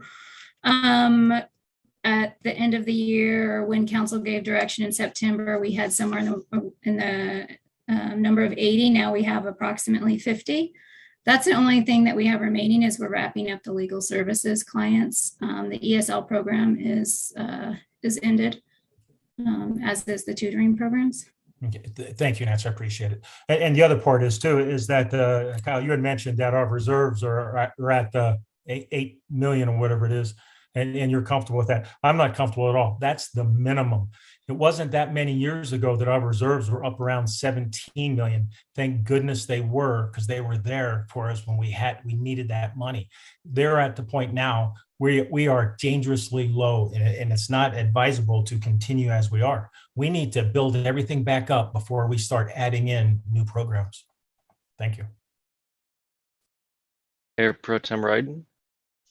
I think this is an excellent investment in a way to build up in a community. And to your point, Jerry, we have a fiduciary responsibility. I also think we have a moral responsibility to a very vulnerable group of people. I disagree. I don't think it's a feel-good program. I think it's a necessary program to livelihoods of people who need these services. I'm going to talk now as a social worker and why regional approaches are kind of challenging. communities like and libraries especially are huge assets because they're small. So when I refer a client who needs some serious wraparound support, and I refer them to something at a community level, like a library, I know they're going to be taken care of. I know they're going to have people there who are warm and welcoming, because it's the nature of kind of a library is a little different than maybe a nonprofit that does offshoot programming. It's a really special resource that, and when we look at, Jerry, you mentioned, these programs are available elsewhere. That is true. When you're working with clients who have a lot of limitations because they're working multiple jobs or they have childcare issues, sometimes them going to the service that's in the town that they live is not possible because of those limitations. So we need lots of places offering some of those services to meet the needs of those people who need the services most. So I really want to support an expansion of this. That's where my support's going to lie, and I hope some of you fellow city council members will join me in that investment. Thank you.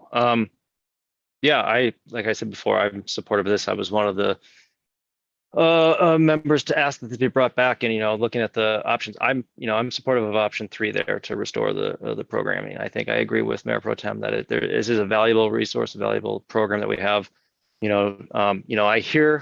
I hear council members Valdez and Driscoll. You guys make some valid points.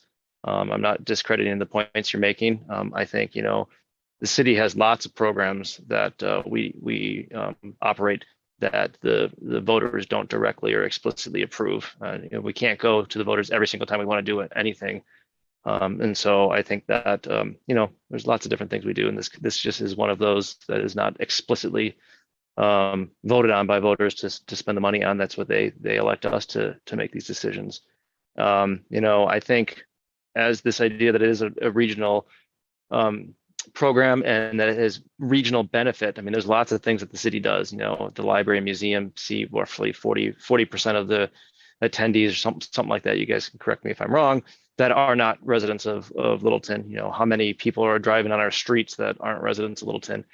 How many people do the police interact with that maybe aren't residents that are just passing through town here? So I think that for so long, Littleton was, an island by itself. We didn't think about how we worked with other communities outside of our borders that are just drawn on a map.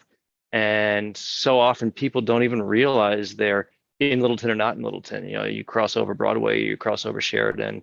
It's, those lines are just lines on a map. And we think about it as us as part of a broader community than just our municipal boundaries. And I think this is a valuable program, and I will fully put in the work to try to see if we can get other funding and get other partners to come back. I think it's important for Littleton to keep it going and not try to build it back up from nothing.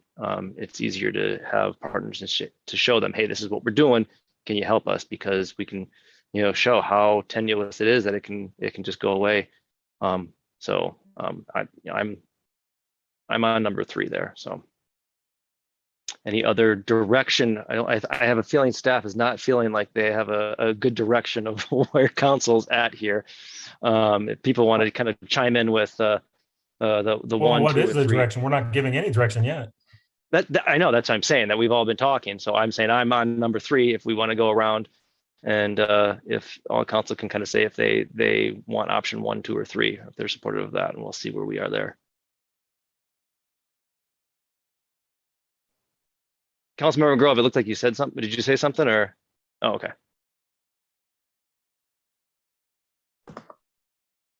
I support number 3. Okay, Councilmember Milliman, number 3. Councilmember Driscoll? No support whatsoever on this program. So you are number 1, which is continue the status quo. And yes, like we talked about for the last 4 years. Okay. Is that you as well, Councilmember Valdez, number 1?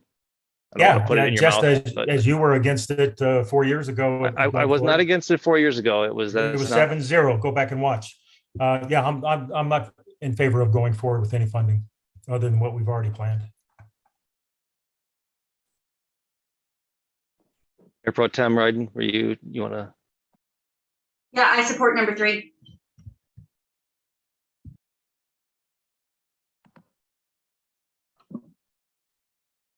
I don't know what you had said there, Kyle, you were on mute, but I'll go ahead and say, I'm actually more in support of, this is going to sound a bit ridiculous, more in support of option number 2 as we walk into our work planning session, because if we are going to make the promise to restore this program to its full service and capacity, I'd like to kind of map out what that roadmap would be over the coming year, and what efforts that, because I do support having these regional programs. I do support having a center like this that offers something to a much broader community in need. I think it does fall within the spirits of what the ARPA funds can, or sorry, I guess these are general funds. I do feel that this is in the spirit of what our duties as counselors can be, to support broad regional programs like this. But I really would like to see what we can come up with during our work planning sessions in February to make that happen, and put the onus on us who are voting in favor of it to come up with very realistic plans of action and deadlines and scopes, so as not to essentially fly in the face of previous fiscal responsibility decisions that other counselors have made. I'm sorry, that's a much more complex answer to the question than I anticipated that staff would want. I heard number 2. Yeah, sure. I'm glad I led with that, because everything else was. Councilmember Grove. I agree with Steve.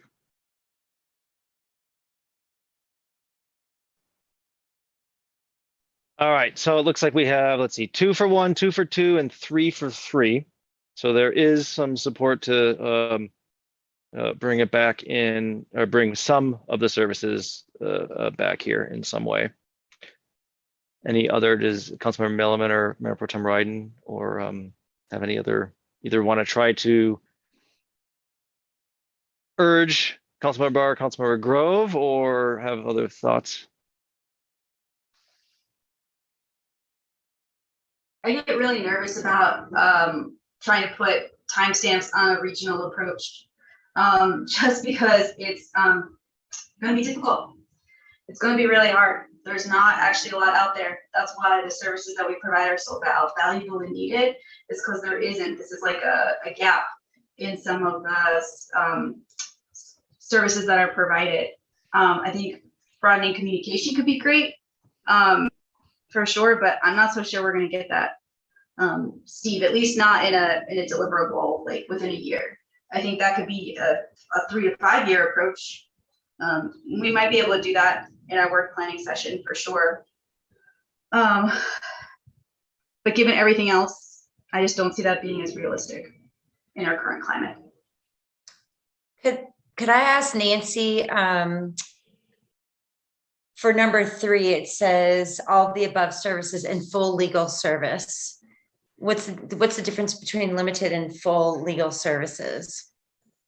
Can you explain that? Sure. It's really about the number of clients that we can accept. So pre-pandemic, pre-layoffs, we had a full-time legal services coordinator, and Glaucia, our LIRC supervisor, who are both DOJ accredited. So they could practice limited forms of immigration law before USCIS. Right now, we only have Glaucia. So obviously that was going to reduce the amount of people that we can serve. So if our legal services remain limited to Glaucia, then certainly we wouldn't be able to accept as many clients. It's simply the numbers.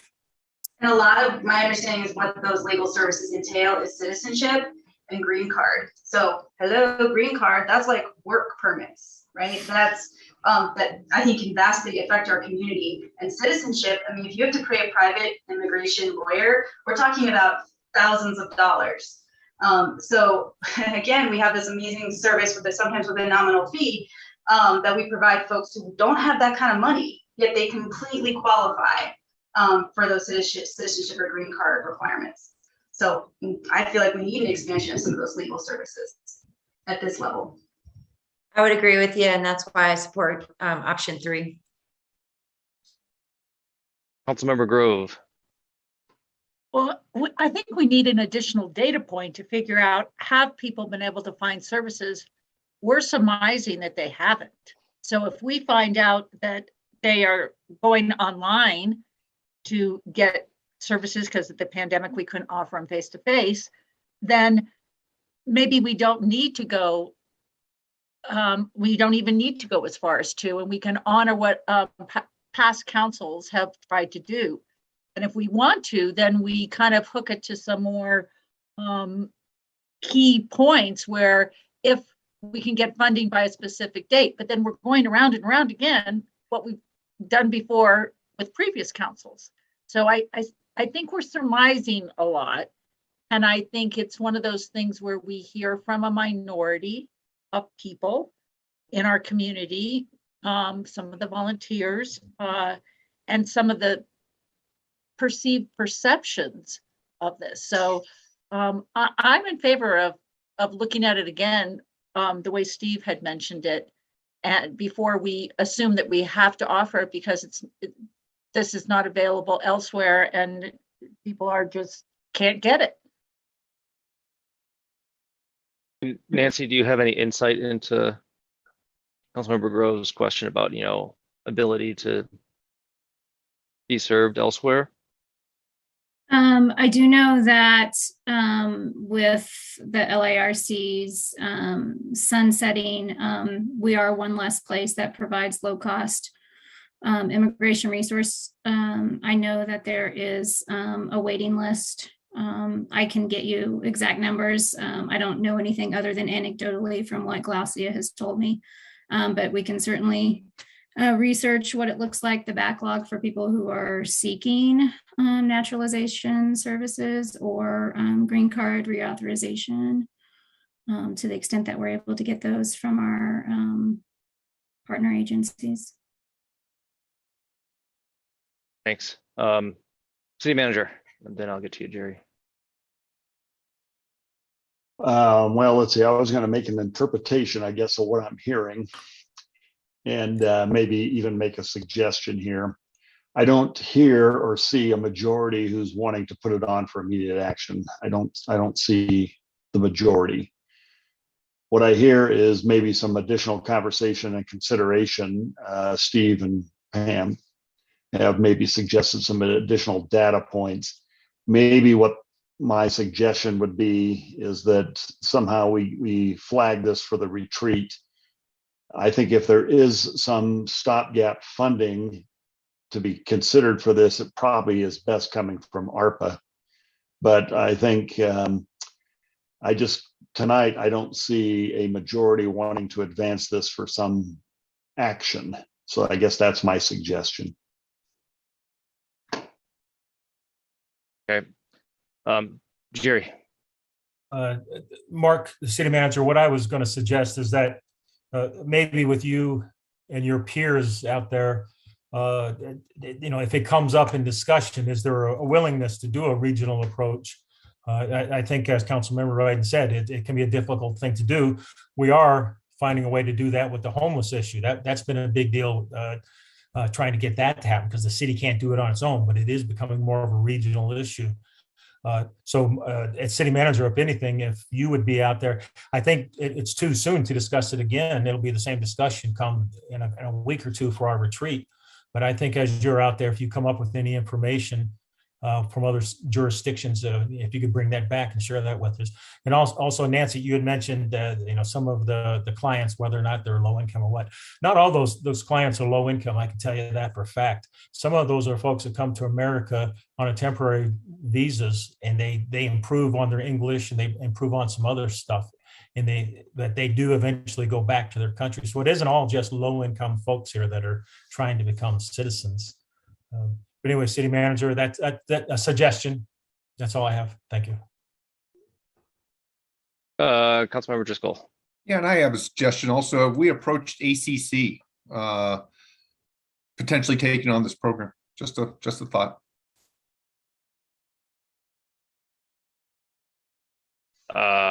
City manager Nancy would have to. Would you say ACC? Is that you? I'm not aware of any Yes. approach. Maybe others on staff are, but certainly not during my tenure. I guess I'd look to Nancy or maybe Tim, who've been around this issue a long time.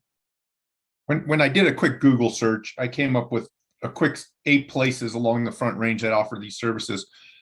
But what popped up and got my attention was Front Range College. And so that's what made me think PTC. Yeah, I mean, I think it would be good to have a discussion with them. You know, to the city manager's point, you know, I disagree a little bit that there's not, you know, I think there's 5 of us that want to see something, you know, from 2 or 3. I don't think being for the third option excludes the second option. So, you know, if it's where'd the document go? If it's you know, let's push this discussion off for 6 months or 9 months and continue the wind down process, I would much rather see option number 2. You know, let's you know, buffer this program a little bit and then continue this discussion and you know, see who we can get on board with us. It's my understanding the wind down process should be over. And that's why I'm still flabbergasted we're having this conversation. I thought we gave instruction to staff to wind this down at the end of 2021. And the previous council no. did that. Well, I mean, to No, wind it go ahead. down. It was my understanding it was done. We had those 82 people still to process, and I thought that process was to be completed by the end of the year. But city manager. No, Councilmember Driscoll, it was certainly to take no new applications and spend the balance of 2022 to kind of wind that down. So allow those people to complete their courses. There was just no way to make that practically happen in a matter of a couple of months with some of these people. They take multiple months to get through the program. So that was the direction that council decided here last fall. That was not to extend it beyond 2022 budget. Right, It was in the budget because you're clearly doing the program still. Right, and we were funding basically Glossia's work. We cut the staff way back just based on that direction, and that's what we've been trying to fulfill here. Nancy? Yeah, I was just going to reiterate, the only thing that we're doing are fulfilling our contractual obligations to our existing legal clients. We have not taken any more legal clients. The ESL and citizenship programs have ceased. And we are budgeted through 2022 to fulfill that contractual obligation to existing legal clients. Councilmember Grove. The way I look at our direction, by agreeing to what Steve said, he talked about option 2 with some caveats. And that's what I was supporting, that this would look at some key milestones in terms of funding and a few other things. So it's the way I interpret it, it's not, we have 5 people agreeing to at least 1 and 2. We have 3 people agreeing to 3 and 2 people to agreeing to 2 with that. Okay, so Steve, do you want to, is there any, I mean, what are the caveats? Is there any, you were going above and beyond of other things to look at, not to carve out of that option? Is that correct? Correct. I guess that's more of a tactic to just bring it to our work planning session.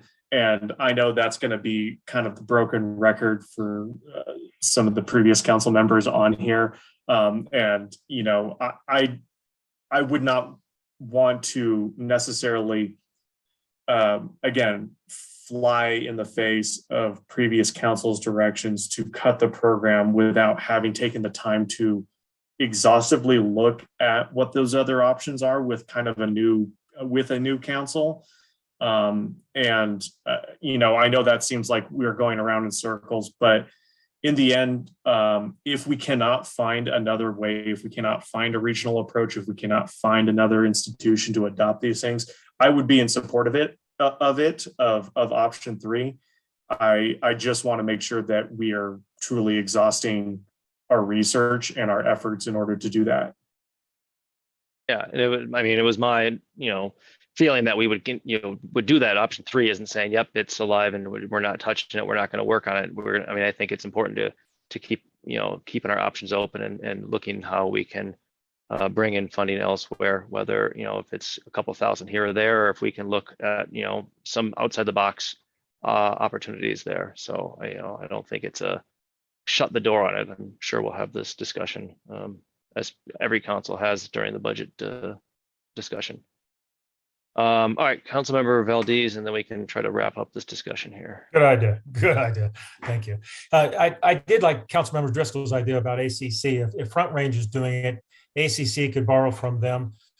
If we're able to use our ARP money to help our businesses on certain things, getting a director and all that kind of stuff, why can't we do the same thing with ACC to give them some funds that'll help them to get started and perhaps go for a couple years? But I'd be willing to consider that. That's for sure.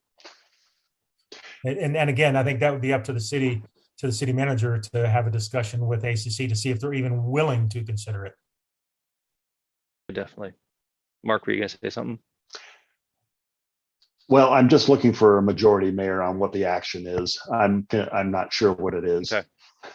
So Councilmember Grove and Councilmember Barr are they're wanting to at least add the education classes and citizenship tutoring and have the limited legal services. I think that's at a bare minimum. I'm good with that. I think if we can add that back into the budget and continue this discussion on perhaps expanding it later. Councilmember Milliman and Ryden, are you supportive of that? Okay with that? I'm okay with it, but I really want option 3. I want it to be back fully funded to the way that it was while other options are being considered. I just think it's too important right now, given the state of the nation and all. So I'm still fully embedded in option 3. I'll go with 2 as a way to make sure that the stuff is funded, and you'll be hearing from me again on this. I will continue to make sure that this is a priority. And so, there will be some broken recordness that is Gretchen. I've worked in refugee protection, I've worked in immigrant rights, so you'll be hearing more. So yeah, 2 is fine with me for now.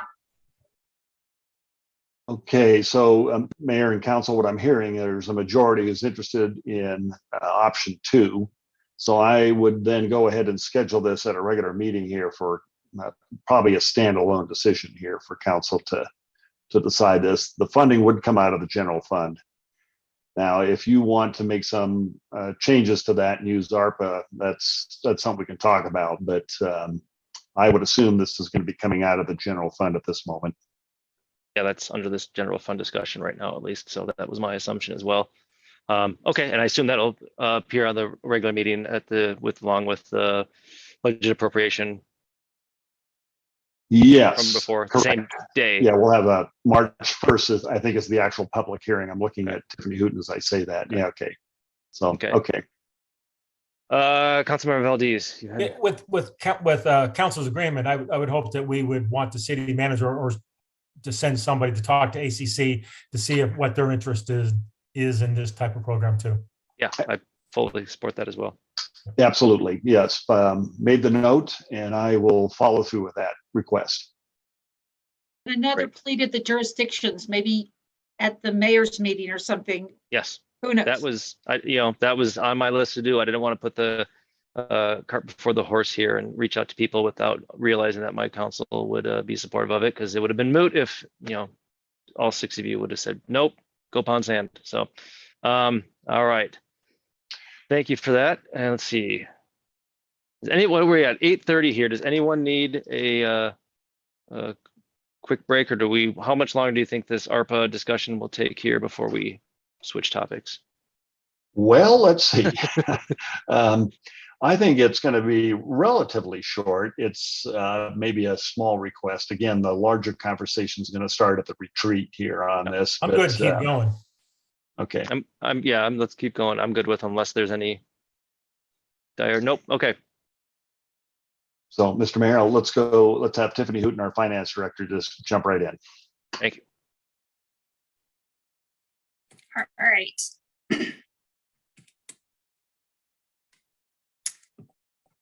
Oops. Okay, in summary, we talked about the positions. So we will have a general fund request of $755,979.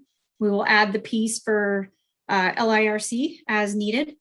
Excess sales tax will be the funding of these additional personnel. We've updated the 5-year plans, and I did just want to clarify that with these new revenues we've been seeing, the ending percentage of fund balance is well above our 8 to 18%, well above our minimum of 8% as well. So just wanted to note that.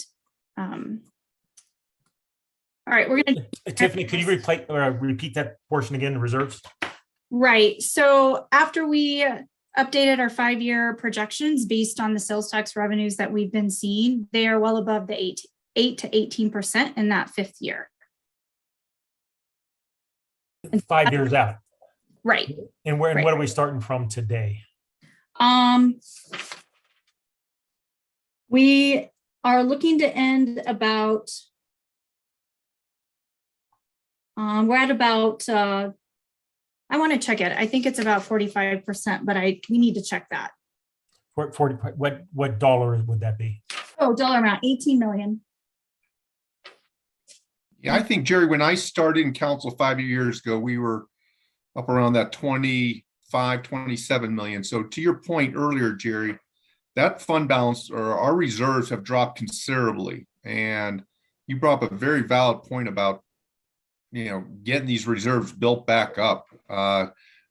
Tiffany, you keep saying between 8 and 18%. Is it 8.5% or is it 18%? So I think that's what Jerry and I are trying to figure out. Okay. Yeah, when we started 4 years ago, Pat, when you started, we also had a fire department, so it was a percentage of the full budget, and that fire department was a large chunk of the budget, and so. I understand. When I think of reserves, I don't care what creates the reserves or what doesn't make the reserves. The bottom line is our reserves aren't where I believe they need to be. I know what finance says, 8 to 18%. But I sure would feel a lot better above 8% or much higher than 8%. Yeah, that's why I think it's important to listen to the percent rather than the raw dollar number. Right. I would like to hear the raw dollar. What is the raw dollar and the percent today, and you're projecting it in 5 years to be? So based on some recent estimates, and I will preface this with, we have a number of updates that we need to make just based on where we end overall in 2021 and what we're looking for in future years as far as expenditures. But right now we're at 18 million and it's about 45%. At the end of the 5th year, it's about 16 million and it's at 30%. But I will caution you that we are continuously updating those 5-year plans, and I envision them changing. The city manager, were you going to add something there? You had your hand up, and then you took it down. Yeah, I think Tiffany kind of said the words I was going to say. I think when we talk about where we're at on the 5-year plan in January is a different conversation than when we will talk about it in May. In May is we're going to have a heck of a lot more history behind us and really understanding where this is at. I completely understand certainly where council is coming from, and I can commend you for it, is being very careful about where we're at in our reserves. We've had a problem with that. In fact, that's at the retreat, we're going to talk about our financial sustainability and how we maintain that for the general fund as well. And this is why we've been talking about diversifying our revenue around things like, the marijuana tax or lodging tax. So, we still have work to do in maintaining the stability in the general fund. I'm hoping to have that conversation in the middle of February and then again in May. And again, I just want to caution, we're dealing with some inflation concerns. We're dealing with some personnel concerns, and we have to keep that in the back of our mind when we're going through this. Okay, I'm going to jump to American Rescue Plan funds. A little bit of history. March of 2021, we're going to receive about 12 million. We have until December 2024 to encumber the funds, and we have until December 2026 to spend those funds. The Treasury issued a final ruling on the use of funds, and I think Reed stole my thunder a couple of weeks ago, saying that we have an option of selecting $10 million in the loss of revenue category. That's a new option that came out. So that does free up some options in that area. I won't go over the categories. We'll talk a lot about this at the council retreat, but there are 4 categories. So I'll just get right to the numbers here. So through August 2021, we appropriated 1.5 million of the 12 million. We have approved 876,000 of that 1.5 million and of that 12 million to be spent. So we have 11.2 million. This is a list of all of the previous approvals with the funding dates. There's some that are through March. There are some that are through December 2022, some that are mid-year. So just a recap of all of the approvals that we've had. Currently tonight, we have some additional needs in 2022 of 313,000, and then we would like to earmark 961,000 of ARPA money for years 2023 and 2024. We have a citywide recruitment, which is a continuation of a previous approval. We mentioned personnel and recruitment concerns, and this is going to help bridge the gap through any of those challenges that we might have through 2024. We have a grant accountant that's already been approved through ARPA through March 31st, and we would like to extend that through the end of 2024 to help manage all of the ARPA funds and the projects that we're spending out of that. We have a community development department systems efficiency specialist. Again, this was a previous request. We just want to continue the funding through 2024. And then we have an IT customer success specialist. This one was funded through the end of 2022, I believe, and we want to continue that through 2024. And then we have some additional needs that we're requesting related to the HVAC systems through a number of facilities in the city. And this is a new ask out of ARPA. And so I think with that, if we have any specific questions, let's go ahead and open the floor for that. Any of council have any questions? Councilmember Grove. I realize I'm jumping the gun here because we're not going to talk about it for a couple of weeks. But one of the things we discussed was to use some ARPA funds to help with the sinkhole in Littleton Village. Has there been any discussions on when, and I know we have a consultant, we don't have exact figures, but I mean, that's a big chunk of change. Was there any discussion on where that might fall in the future? Yeah, Councilmember Grove, we actually have it scheduled for a council discussion. Is it the end of February? Somebody help me. Yeah, it's. I know it's soon. Yeah. I mean, but we know to fix it is, quite a few million, and I just wanted to know where you think it might fit, if it even would fit. It could fit. Yes, I think this lost revenue category that Tiffany commented on gives us the greatest flexibility. So out of the 12 million, 10 of it is got basically, well, I don't want to say full reign, but a lot of flexibility. Let me say that. So I do believe if council wants to, depending on the outcome of this study, we could look at ARPA to kind of fund some of that. So that is a possibility. Okay, so you're thinking about that for the future, possibly. Yeah, and the retreat, we're thinking in terms of categories. In fact, I just had a meeting here at about 4:00 this afternoon with staff trying to refine this. But I realize that this may be a little frustrating for council because we're just taking little bites of the ARPA. But remember, this has been a real problem for all cities across the country because U.S. Treasury wasn't defining the categories well. And so we're just now, middle of January, being able to kind of have this conversation. So we're trying to step into this cautiously. And again, because our economy and all the sales tax issues, it's complicated. So we will talk more at the retreat. I just don't want it to get lost. No, I haven't. We've got it on the list. Thank you. So to speak. I'm sure there'll be a lot of stuff on the list. Let's see. Anybody else? I don't see anyone's hands raised here. Any questions on that? No, so no issues. Anyone have issues with that? Makes sense. I'm supportive of this ask here as well. Okay, and I'll just clarify the asks of 2023 and 2024 will be incorporated into those budgets. So we'll bring that back during the budget discussions. We just want to earmark it. Great. Okay, so with the previous 876 and the new asks, we're at about 2.15 million out of the 12.01 million. So we have 9.9 million roughly left that hasn't been allocated or approved out of the ARPA funds. Any questions on that? Yeah, Tiff, you're saying out of the 12, but right now we have 6, right? We have received in cash 6 million, but we will have a full 12 million middle of 2022. Okay, that's what's anticipated, but we at least have the 6 mil in the bank. Okay, We just wanna do, make sure. yes. Okay, Yes. Thanks. Yes.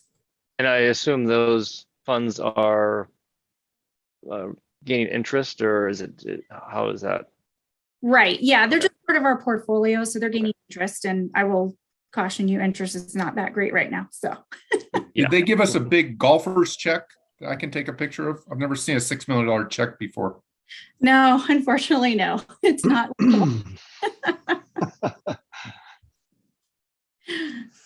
All right, we'll go ahead and move on to the last topic, 3A funds. So this is the 3A funds. This is our voter approved sales tax increase of 0.75% for sales and use tax. This was effective January 1, 2022. It's to be used for capital improvement projects, and we have some initial funding needs. We have 3 asks, even though there's only 2 on here, we've already discussed one of them. We have 3 asks currently of the ARPA funds. We talked about needing personnel to actually manage and follow through on these projects. That would require a senior project manager. We have to have someone to manage all of these projects. We can't do this internally, and it's going to only grow exponentially.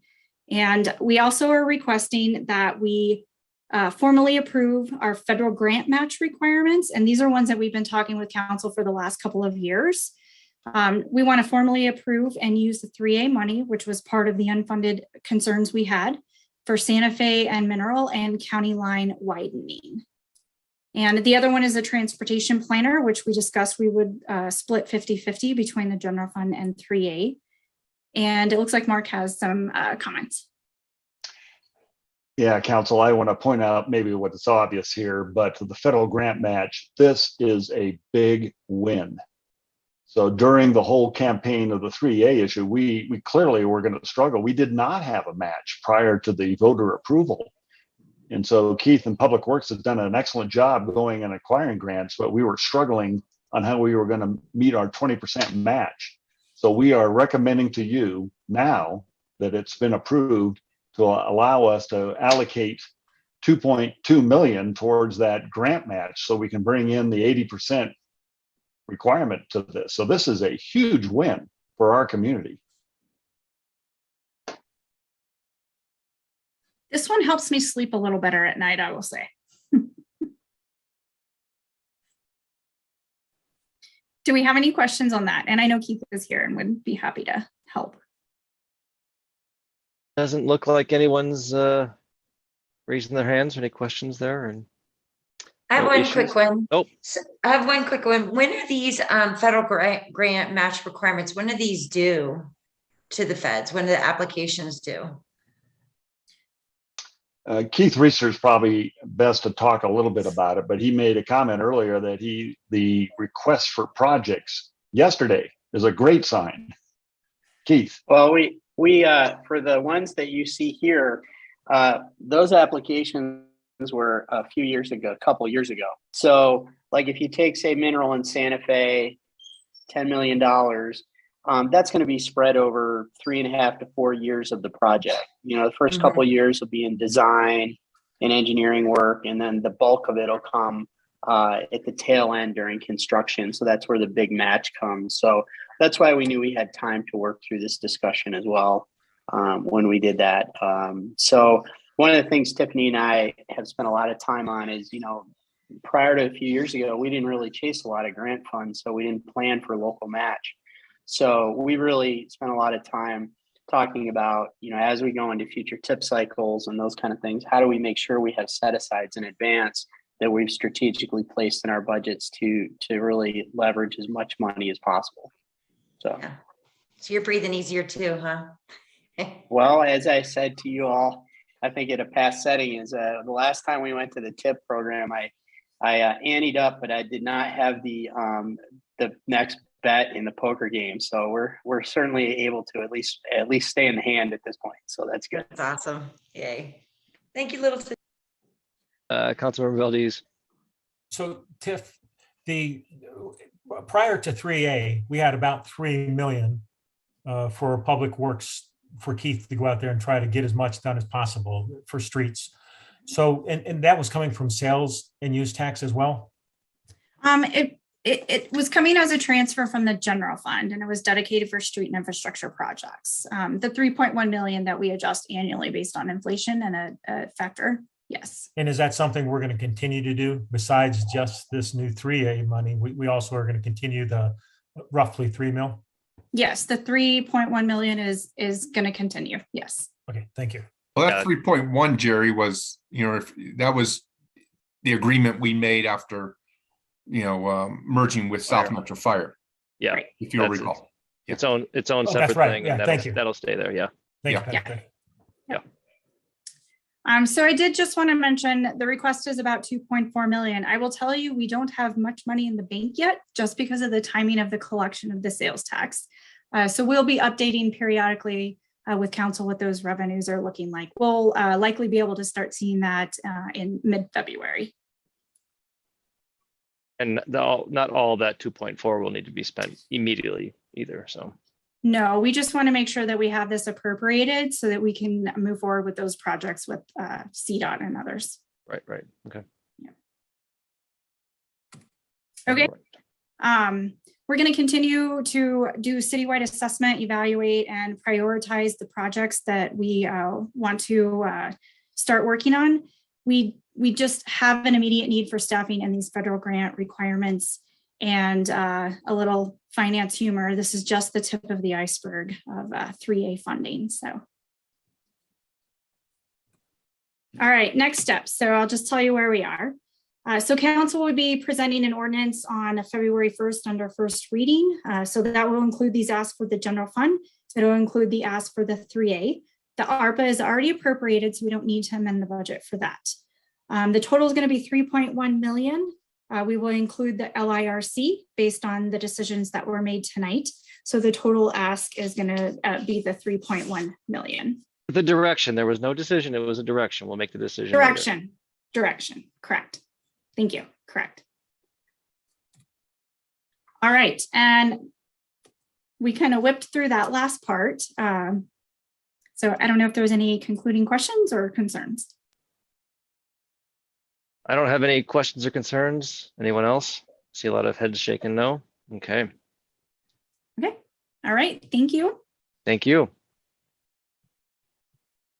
All right. Yeah, so thank you, council. Appreciate it deeply. So that's all of item A, ID 2211 there. Anyone want to take a break right now before we get into the ADA plan? Kelly wants, yes. I see a couple of breaks. So let's go. I got 42. Can we do, let's do 5 minutes here, back at 8:47. Give everyone time to go to the bathroom and balance liquids. All right. In 5 minutes.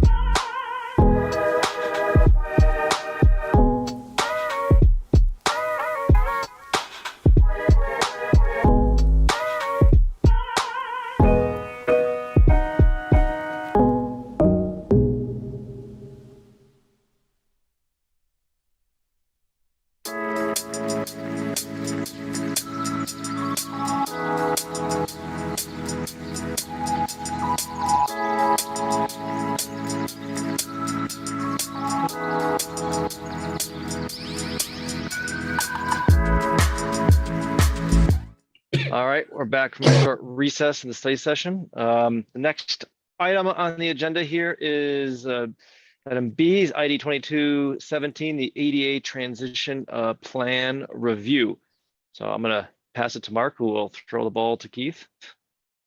Thank you, Mayor. Exactly. I think we should look forward to this conversation. It's been a federal requirement since the early 1990s, but with that, Keith.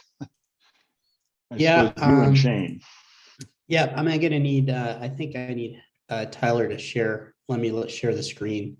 So I can have the presentation up there. So, basically the reason we're here tonight, everybody, is because it's really to make Reed sleep better at night, is a lot of it. So back in 1990, the US Congress passed the Americans with Disabilities Act. And in really the core value of that was accessibility of people with all abilities to have, to be able to get where they needed to and get the services they needed to in this country. And Title II specifically hits on our, hang on one second. I was trying to pull up the presentation here, but for some reason I have an issue sharing the screen, so I don't want to hold you onto that one. So A glitch in the matrix here. Apparently it's a glitch in the matrix. So Shane, if you happen to have it, you can share if you want to. So with me tonight, by the way, is Shane Roberts, our transportation planner. And before we jump into this thing, I also want to say that I want to recognize all the staff that's been part of getting us to this point. Shane and I happen to be here tonight, but there's been a huge portion of our city staff that's been a critical component of getting us to this state. So that's part of it. Is that the PDF, Shane? It is, yeah. Okay, well, hold on. So, all right, well, I guess we'll go with that for right now. So, such is life, adapt on the fly. So, okay. So what we're going to do is we're going to jump in our task tonight here is really, why do we need to have an ADA transition plan? What's our history in this area? What's required in an ADA plan? And we're going to walk you through what our draft plan looks like and what our plan forward is from this point to get to where we need to be. So you can slide ahead to the next one, Shane. So just a little bit of background for those of you who are not familiar. I know we've talked about this in various circumstances, but this is a slide from the most recent, not the most recent census data, since that's not out there, but from 2019, which shows the variety of accessibility issues for folks with disabilities across age and sex and disability type. And it's also changing as well as the baby boomers age. Dynamics have changed as well. In our business, we went through a whole big thing about, do we make the letters on street signs bigger across the United States, which kind of is an expensive proposition. But so you can see when we talk about cognitive, independent living, vision difficulty, ambulatory is what we often think about related to, say, infrastructure, and then things like hearing. You can go ahead, Gene. So why do we need a plan? I'm not going to read this whole slide, but this is pulled from the Department of Justice, which oversees the ADA programs and their enforcement across the country. And at the end of the day, the requirement extends not only to physical access at government facilities, programs, and events, but also to policy changes that governmental entities must make to ensure that all people with disabilities can take part in, benefit from, in the programs and services of state and local government. And the next line there really focuses on effective communication. And we're going to touch on that actually related to the public engagement portion of this, but that's also something that that's highlighted in our particular plan as well. So if you can slide ahead, Shane. So what's our history here? Back in 1994, the city completed a self-evaluation, which is required, and developed a transition plan at that time. It took several of the steps to be compliant. appointing, designating an ADA coordinator within the staff, completing a self-evaluation, and creating a grievance policy. However, it appears that it never came to council and was never adopted. So in effect, we're at some level meeting the requirements of the legislation, but we actually hadn't officially designated that, so we are at risk. That's the part that wants Reed to sleep better at night. So you slide ahead. So what's required in a plan? So basically, as an organization, as a local government or a state government, we're required to say, it's one of our critical goals to work on achieving compliance. And we're committed to that as we go forward in moving our programs and our infrastructure and all of our facilities forward. The next step is to designate an ADA coordinator. And that's kind of bounced around. Even in the time that I've been here, that person has recently been designated, and that's Stacy Covington in Human Resources. She's also managing risk as well. She's also been our master of COVID from a staff perspective in terms of managing that for us as an organization as of late. So we've done that. And then we're going to talk about the self-evaluation that we completed. And also on our programs, our services, as well as our infrastructure and facilities. And then we developed a draft transition plan, which we're going to talk to you about tonight. So you can slide ahead. So how did we get to this step in the plan? In fact, when I arrived here, the facilities assessment was still underway. They had just started that with a consulting firm, Meeting the Challenge, which is still a partner with us at this point in time. And then 2018 through actually even currently, we are out there doing infrastructure assessment. We've really invested in supplemental staff training from a technical standpoint as well.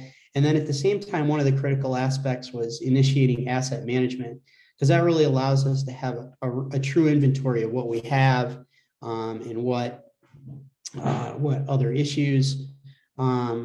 So we have all of that in one place. We know where it is, it's documented, and we can actually build a plan of action around it. That's a huge step forward for us. We've talked about that in other circumstances related to our bigger infrastructure programs, our facilities programs, but this is one of the key elements that helps us address ADA. This past year, we worked through the coordinator appointment as well as the draft plan. So what do we have planned for 2022 while we're here? Really, our goal is to work towards adoption by council early in the first third of the year. We still have work to do. We still have to do public outreach. We still have some city policy updates internally amongst our own policies, supplemental employee training across the entire organization. An example of the kind of training you have to dive into is, so you might have a policy that says people with service animals can have access to your facilities. But if you haven't trained your people how to deal with that or react to it when someone comes into your facility, then you're really not being successful in trying to build a program around that. So that's why we're part of that. And then finally, one of the key elements is the website update.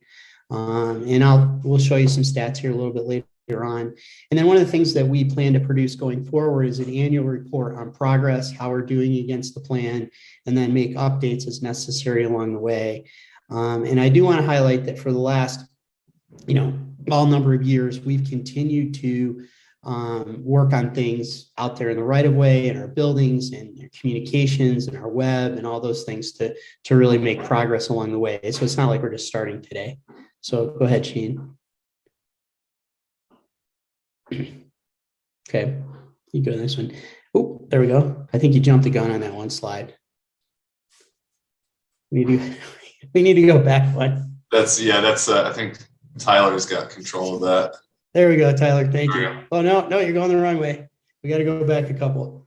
We got a lot of cooks in the kitchen moving the slides right now. So there we go. There we go. Thank you. So I'm going to ask Shane to talk a little bit about how we went through our infrastructure evaluation and what some of the highlights were from that. Sure. Thanks, Keith. So I'll just start with some interesting facts about our infrastructure evaluation. So as you guys are probably aware, much of Littleton was developed prior to 1990 when the ADA was implemented on the federal level. So as part of the work that we did with MTC to get a complete evaluation of the right-of-way and what it would cost to fix all the non-compliant points in our city, we got an overall dollar figure of almost $90 million. Now this was a little bit lower when we got it, but it's been adjusted for 2022 dollars. So about 1 of 3 of these points in the right-of-way that is non-compliant are walking surfaces that are too narrow. So essentially a sidewalk that is not narrow enough, doesn't meet the 5-foot requirement of the ADA. But in terms of dollars, these same narrow walking surfaces account for 80% of that $90 million. So just over $70 million, as you can see there. In total, in the right-of-way, MTC found that there are nearly 5,000 non-compliant points in the right-of-way that we would need to fix in order to be fully compliant with the Americans with Disabilities Act. So let's see, Tyler, we can go to the next slide. All right. And so right here is kind of an overview of the categories of how we prioritize fixing non-compliant points within the right-of-way.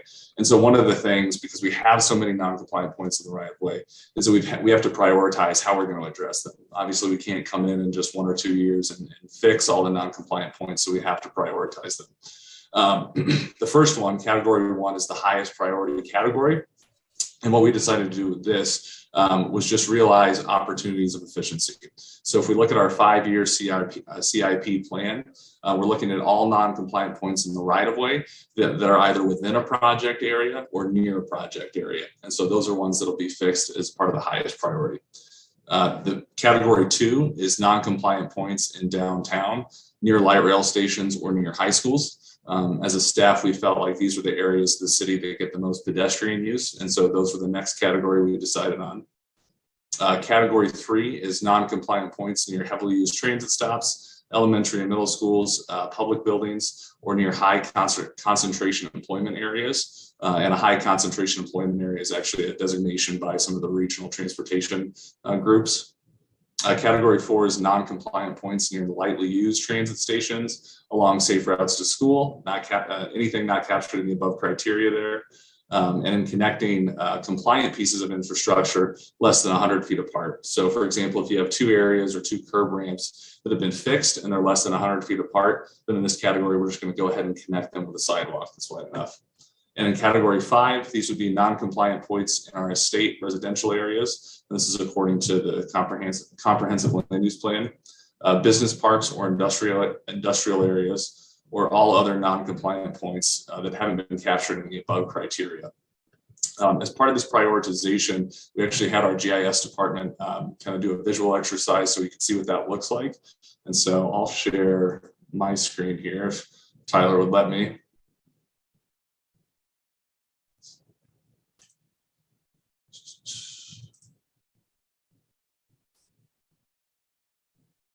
And are you guys seeing a map with a bunch of little black dots on it?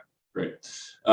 So as part of this prioritization process that we came up with, we had our GIS group kind of take all these non-compliant points that MTC, the consultant, discovered and put them into a GIS application that allows us to kind of visualize where all those points are and look at the dollar amounts and number of sites that each category encompasses. So if you go on page 14 of the draft plan that was included in the packet, there's a little more in-depth description of what those categories are. But here you can see category 1. So these are all projects that are within a project area or near a project area for the 5-year CIP. You see this includes a little over 1,000 sites. And so this is just kind of a quick illustration of this tool, but this lets us visualize what it looks like and kind of the process for addressing all 4,947 sites and how we eventually get to the place where we fix all $81 million. And this isn't adjusted for 2002 dollars yet, but how we address all those tens of millions of dollars worth of fixes. So I'll hand it back over to you, Keith.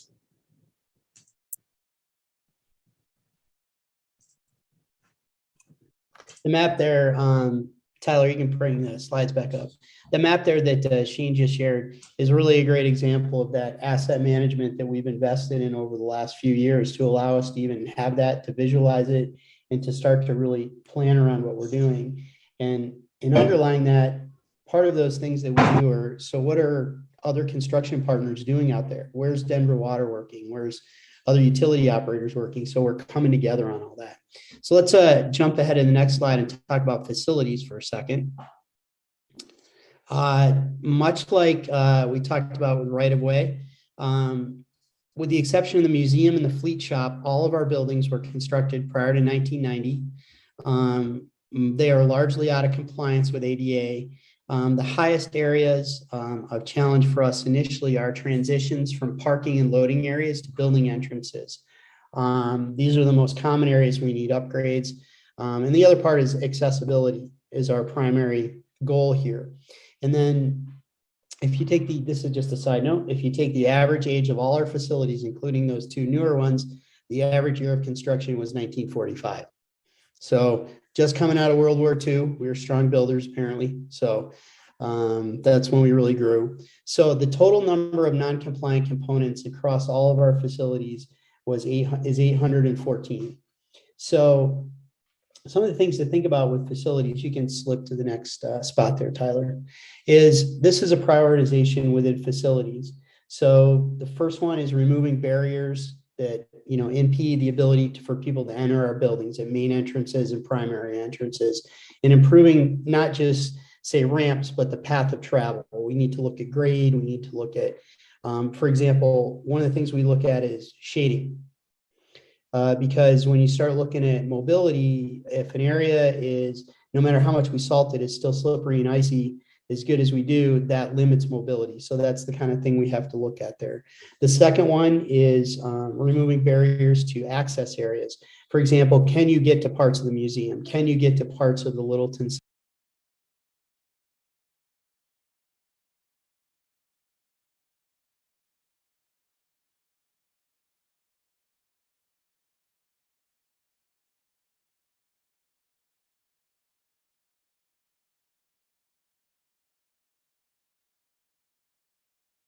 Barrier. And then the area behind that comes back to areas that are generally non-public programs. Although we also look at those from a staff perspective, because we want to make our facilities as accessible as possible for our employees, so that we are fully accessible for everyone that can be part of our workforce, which is really important as well.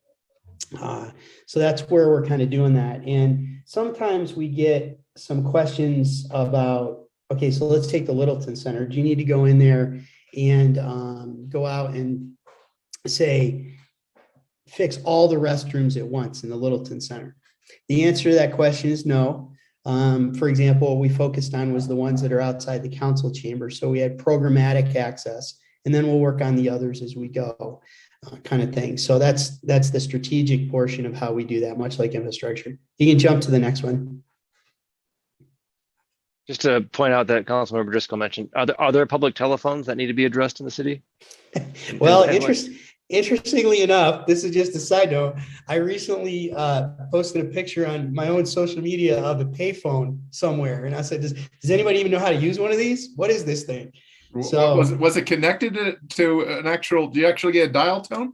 Yes, I did get a dial tone. Wow. But I think it was 75 cents to make a call. So inflation has definitely hit the payphone world out there too. Wow.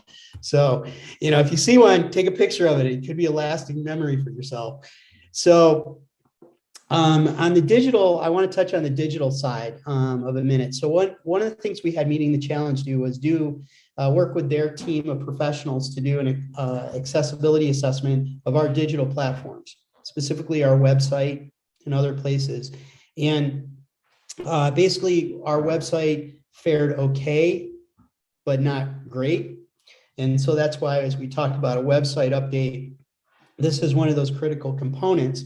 And so the second item there is documents, hundreds, if not thousands of digital documents that we want accessible to the public. And you say to yourself, how does that work? Well, as an example, the draft plan that we included, one of the pieces of feedback that we got on the draft plan was you need to actually have verbal language describing what's in a table, because that's how someone who is sight impaired is going to be able to see what's in the table.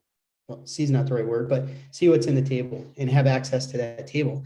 And so they're the kind of things that we just need to build into our systems as we go forward. It's a lot easier than it used to be. And then as we go through the website update process, we'll tackle a bunch of that. And then past documents, we'll continue to update on a per request basis, or if we're doing a big project, how do we get some of those digital documents out there? So this is a high priority for us as well. So you can go forward, Tyler. So what are the next steps going forward? Obviously tonight, spending time with you. We had originally planned on doing public comment at the tail end of 21 and early into 22, but with the surge in COVID, we've backed off that. And part of the reason for that is from a staff perspective, we felt that it was important to actually have a public engagement opportunities, not just not just internet-based engagement, because we wanted to make sure that those people that are most affected by this plan have the ability to interact fully. So we wanted to make sure that all portals of communication were available as part of the process. So that's one of the things we're working with our consultant on, is over the next quarter, how do we tackle all of that? Really, we're targeting March for that time span. Our goal is to get to final adoption in April or early May with council. We're already in the ongoing process of review and policy updates for compliance in our own internal policies. The overall training program is in development for the entire city organization. And then the website update is coming later in the year. And then we'll start, doing annual compliance reports and then update council on a yearly basis of how we're doing related to tackling what's in the plan. So go ahead, Tyler. So just some accounts, I just wanted to highlight some recent accomplishments. The council chamber is a great example of that. We don't worry about people falling down into the pit if they want to come down for public comment. And there's some huge technology advancements for people that are sight or hearing impaired in there that weren't there before. It's just a huge, giant step forward. Our television broadcasts are closed caption now. Those kind of things. Those are just big steps forward. The asset management program, that's why I threw a picture in over here. The Littleton Center updates, the ADA restrooms. Outside, when we redid some stuff at Geneva Lodge, we updated all the ramps out there. Human Resources has done a great job with candidate accessibility, and then, of course, infrastructure across the board. Go ahead, Tyler. So with that, I do want to say one thing before we jump into the comments, and I'm just going to read. So Meeting the Challenge has been our consultant for 5 years now, working with us on a host of things. When we have questions, we work with them. And so their lead person in this sent us an email when they reviewed the transition plan recently. And they just said that their review of this is perhaps the most comprehensive transition plan draft that they have ever seen from any city. And that the prioritization and schedule by category of pedestrian facilities that's actually contained in the plan is exemplary and probably will be utilized as an example for all of their future clients. And that's really a reflection of the great work by the staff throughout the organization, Shane and the engineering staff and the HR staff and all of that. And we can't say enough about their work. So we wouldn't be here without that. So they're definitely the folks that are carrying the torch on this for us. So with that, I just wanted to flip it back to council, answer any questions about how we got here, where we're going, and anything we can answer for you or make sure we include as we go forward. Thanks for that presentation. I think it's several. It's kind of conflicted because it's like it's about time, and why didn't we do this 30 years ago? But I'm glad that we're doing it and doing such a good job, because it is important. It's a real important thing to do. Important for everyone. It doesn't just affect people with disabilities, but everyone has access, can gain access with improvements like this. So it's important. So Council or Mayor Pro Tem Ryden. Thank you, and Keith, thank you for this presentation and for putting together this document. From someone coming in new to this, and I know we're kind of on the more end of the process, well done. It's very comprehensive, and I thought the criteria too was also really excellent in the way it outlined the prioritizing different buckets. That was very intuitive and made a lot of sense. I also really appreciate that you are addressing the website. I've worked with people who are impaired visually, and like in today's day and age, that is like the biggest hindrance from them just doing the regular work. So I'm really glad that that's on our radar and that we have like a plan in place to address some of that and make those things accessible. My question more is about the public outreach. Can you tell me more about who you're going to be targeting? I see you said you're working with a consultant. Who in our community is going to be, you know, we'll get a special phone call from Keith saying, we want your input on this. Well, certainly one of the things we've worked on from a staff perspective and with our consultant is to identify groups in our community which would be most affected. I mean, for example, in Public Works, we have an ongoing working relationship with, School for the Blind, Center for the Blind. We actually meet with them on a regular basis and just talk about stuff that maybe we built or thinking about building. So those kind of things, we'll reach out to the school district and get some feedback as well. So those, we're going to target those kind of groups out there for us. And we're going to really start tackling that. We were hoping to do that earlier, but the current surge just kind of put a little pause on that because we want to make sure we get to the folks that are important. Thank you. I saw you had like a committee already in place. Is that who you were referencing? In terms of our organization? Yeah, I saw in one of the documents, I tried to find my annotation, but yeah, there was a committee already that was established. So. Yeah, so what we did internally was, even though we have a designated ADA coordinator, generally speaking, that person, they're probably an expert in, say, in this particular case, in Stacy's area, they're an expert in more things along the lines of, the human resources risk, those connecting. But we have a team that works together internally to support that. Includes like Shane on the infrastructure side, our facilities leads on their side, and then of course Reed's folks as well. So it's more of a team tactical approach to allow us to make sure we have the expertise when necessary to make sure that we can not only target what we want to do, but respond to questions, comments, ideas from the community effectively when they come into us. Okay. Thank you. Councilmember Milliman and then Councilmember Grove. Hey, Keith. Thank you to you and Shane for putting together, and everybody and throughout the city that put together this very, I'm sure, very exhaustive but comprehensive document, and for leading the way for other municipalities. But I did have a question for you. So it looks like, and this is a historical question, you may not have the answers, but it looks like, a plan, a self-evaluation transition plan was put together by the city back in 1994, but it was never adopted by council.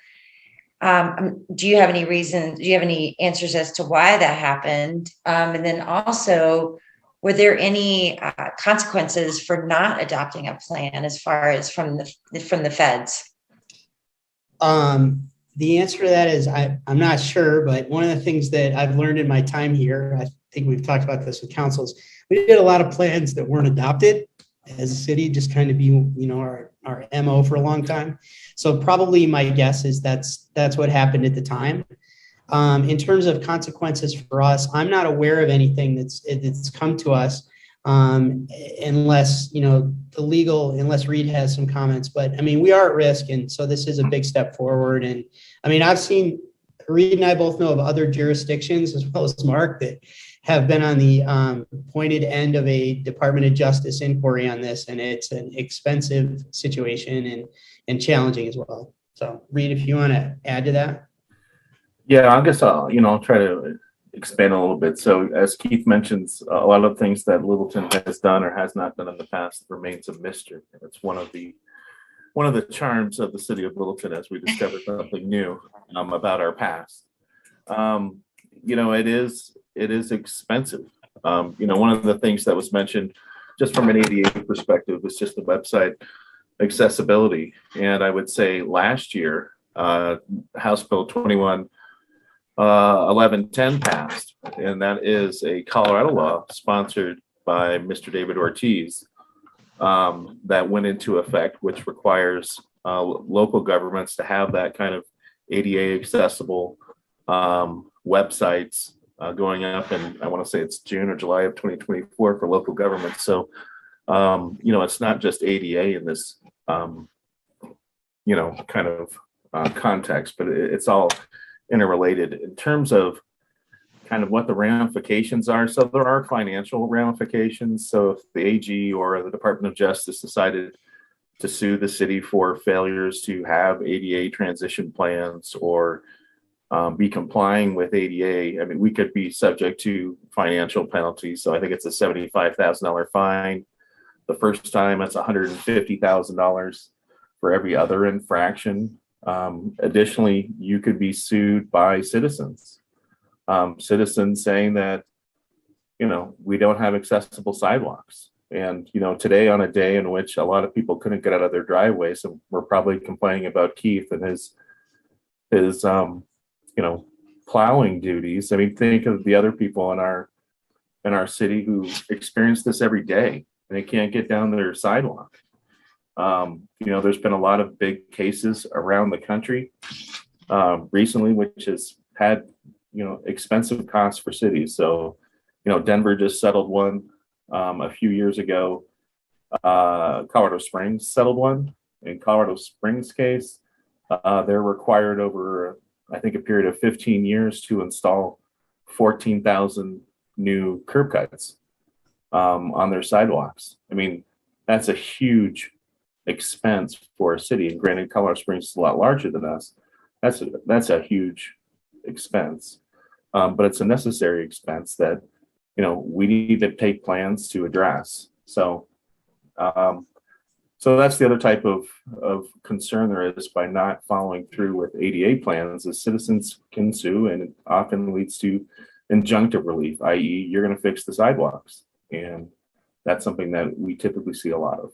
So I'm very appreciative that this plan is in the process, and hopefully we'll push it through here. Councilmember Grove. As you ramp up with the community engagement, this program will be a lot more transparent, get a lot more notoriety. So you have these plans, these priorities you showed us, then you're going to have the community input, and then the grievance process that you talked about in the plan. How do you meld this all to make sure that you're not running around in different directions, that you have some sort of cohesive plan to move towards compliance in a well-organized way? Yeah, I think that's a great question. And part of it goes to, the prioritization process. And, what we find in this, Mark can speak to this as well, over the course of my career, you'll go through the process, and even without a lot of talk about it or grievance process, folks will come to you and oftentimes and talk to you about accessibility, and you try and spend some time working on that and see if you can work it into your program or if it fits with what you're already doing, and try and work that in. And in the grievance process, frankly, for me on the public works side, if we don't get to the grievance process, that's great. And then we've spent the time working with our community to try and solve problems as best we can. And sometimes that can be the case, but other times not. So, and I think part of it too, for things like the digital side, that's also an adaptation for us as an organization right now. And that's part of the training and the policies for us as well. So, Mark, it looks like you want to add to that. Yeah, Councilmember Grove, I mean, that's the ultimate question you're asking here is, how do we get a handle on this and make progress over time that's strategic, reasonable? And I think, my experience, and I know Keith's as well, is when you have plans like this, the annual report becomes pretty important. So you're always evaluating kind of whether or not the categories are making sense, what kind of progress are you making. I think we have resources in place now for the first time, 3A, or I think we're going to be able to make some reasonable progress. Even the Department of Justice doesn't expect you to fix all these problems in, 1 year, of course. And so you have to show reasonable progress through this stuff. And we're going to have an annual conversation about this. And key staff and city attorney's office, this is pretty important. The feds require this. So I think we're going to be able to show council, our community, that we're going to make some real progress with this over time. Thank you. Thanks. Yeah, that's good to hear. Councilmember Valdez. Thank you. So Mark or Keith or Reed, so we're delinquent on this now. So what kind of money are we talking to get, say, most of it done, and what kind of a time frame would it take to get most of it done?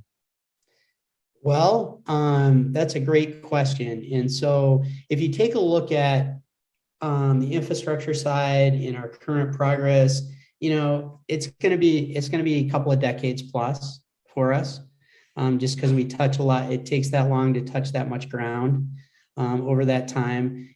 Facilities is a little bit different story. We're trying to work our way through high priority areas where it just wasn't something that we really took on from a facility standpoint in the past.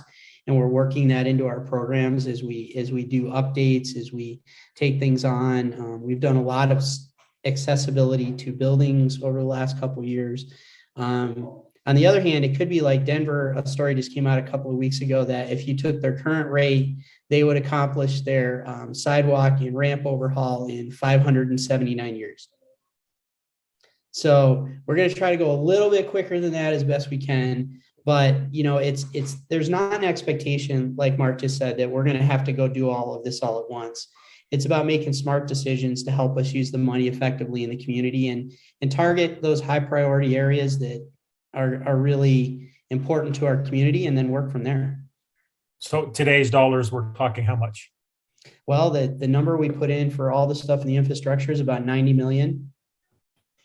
And some of that, 90 million standalone sounds like a lot, but on the other hand, there's a portion of that that's going to be spent as part of, each road project we do. That's part of doing the intersections. And when we take on traffic signal rebuilds, we're going to take care of the ramps as we go through those things.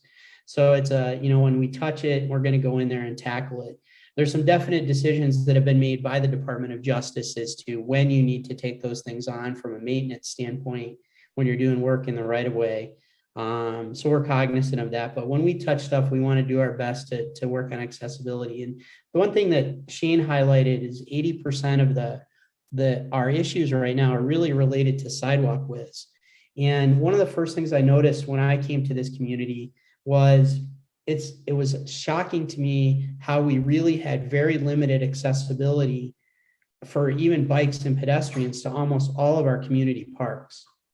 If you go out to a lot of our community parks, many of them don't even have sidewalks around them, or if they do, some of them are even only 18 inches. And then there's not accessibility to those parks for pedestrians from the other way. And those are the kind of things that we look at as part of our infrastructure to try and build in. And we'll take some of those things on. The last few years, several years, we've tackled, since the CDBG money was restricted to certain areas of the city, we did tackle a lot of infrastructure in those particular census areas related to sidewalks and ramps and tackling those kind of things over the last decade. It's an opportunity. So, and Main Street, I presume, would be considered a priority area? Yeah, certainly when we take on this, we'll be talking about here in the next month or so with the retreat and all, is the whole streetscape question. And, our question really downtown when it comes to streetscape is, what do you want your community to be like? It's not about Denver water. It's about, what do we want to be down there? And for us, accessibility, and a perfect example of that from a staff perspective is the dynamics of handicap parking have changed over the last 5 to 7 years. There's a lot more van accessibility than there used to be. And that's why you see the wider spots with the van stuff. Well, we're really struggling to accommodate that in our downtown, which is very typical for old retrofit downtowns.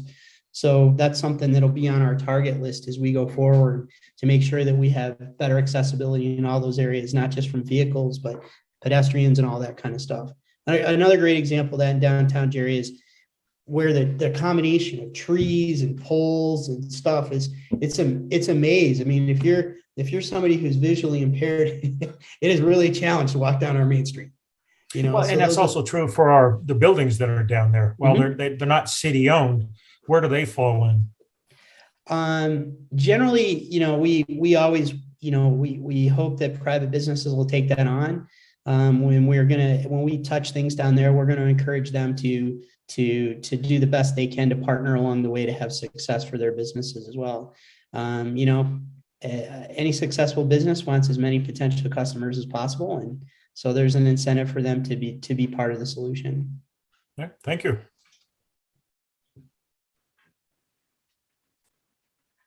Well, back to you, Mayor. Yeah, I'm looking around as the images move all over, trying to figure out who's got a hand up. But Mark had a hand up, but I think he just took it down. So let's see. Any other? Oh no, the city attorney. All right. So you were so close, but I don't want anyone to leave this conversation thinking that the city has not done anything in terms of trying to bring up, our sidewalks, our curbs, those types of crossings to ADA compliance. Keith just mentioned some of the highlights of going through some of our public facilities, which are some of the larger public accommodations that we have, and the steps that we've taken to provide kind of that access to everyone. So there has been steps. I just think in the past, without having this plan in place, perhaps we haven't been strategic enough in our focus. And so kind of getting those annual reports out there, and trying to be more strategic in terms of how we tackle this issue, how much of the issue that we can tackle at this time. 3A should probably help, especially as we deal with kind of a majority of the issues that we've seen. So it's coming together at a perfect time for us. It would have been nice, 30 years ago, but this is a good time for it. Yeah, no, it's been, the work out in the streets has been noticeable the last, 4 or 5 years. You see the curb cuts and that, so that has been noticeable, and it's great that we're actually getting to having the document and the plan in place and having it be a priority rather than kind of an afterthought, which is good. And just being able to update it over time, not just letting it sit there as a document and then, filing it away in the cabinet. So kind of a document, if you will. Yeah. And speaking of having the plan back in '94 and having it not adopted, that's why I want to ask the city manager. So the next steps, I see it on the tentative calendar for February 1st. So what's the process here with us moving forward and adopting this plan? Obviously, there hasn't been public outreach yet, so it's not a final plan. But what does the step look like for us? Yeah, I think that was a placeholder, Mayor, for the council to consider this. I think I'll have to work with Keith and his staff to find the most appropriate date. It would be, I think, to the council's advantage here to have more of the public process, the public communication out before you consider it. So we, in the presentation, I know Keith touched on maybe March, so we may have to shuffle this around a bit and maybe move that out. I think his timeline said April-ish for council approval. So we won't have it on the February 1st then to kind of, no, there's nothing to, okay. No, and I think, again, I'll work with Keith here. I would like to set a date, even if it is April, just to get it on the calendar so we don't lose sight of it. That's kind of our practice. Yeah, it's one thing. We don't want this falling off without council approval. And 30 years from now, another council asking, why didn't this council actually do something with that? Keith put in so much hard work. They'll be able to go back to the video record at least at that time. So yeah, it'll all be virtual reality then, and video won't be anything. So. All right. Any other comments or questions regarding this? Thank you, Keith and Shane. Thank you. Thanks for your patience tonight. We look forward to getting this thing adopted with you all. Great. Thank you. All right. So then let's move on to updates from city manager and move after. Yeah, I think just one quick update here, council. I think, we've been kind of evaluating kind of the status of COVID here and trying to decide, when we might have in-person meetings here. I think we're going to go one more week. So through next week here, we'll be virtual. And there was a meeting here this afternoon, just kind of updating some of the policymakers around the COVID status. Perhaps some of you even sat in on that meeting here. So there is a glimmer of hope. It's slow in coming. But one more week here, and we'll reevaluate to see what that looks like here after that. That's the end of my update here, unless council's got any questions. You have any questions for city manager? Nope. Okay, city attorney. Yeah, just real quick. Obviously, council's aware that a referendum was circulated in regard to the Aspen Grove approval back on November 9th. That item is coming before council on February 1st. So on February 1st, it's going to be one of two actions. It's going to be to approve on first reading, setting a public hearing to repeal the Aspen Grove Amendment, or it's going to be a resolution referring that matter to the electors. And so that'll be coming up on February 1st. Had some inquiries yesterday as to what the status. So there you go. Great, thank you. Any questions for the city attorney? All right, well, I just wanted one thing to say that just to acknowledge that today is the 50th anniversary from when Dr. Martin Luther King visited Littleton back in 1964. So I know MLK Day was last Monday, and just wanted, in case people weren't aware of that, that's, you know, in our history there. So great. All right, I guess we are adjourned. Okay, thank you. Next week.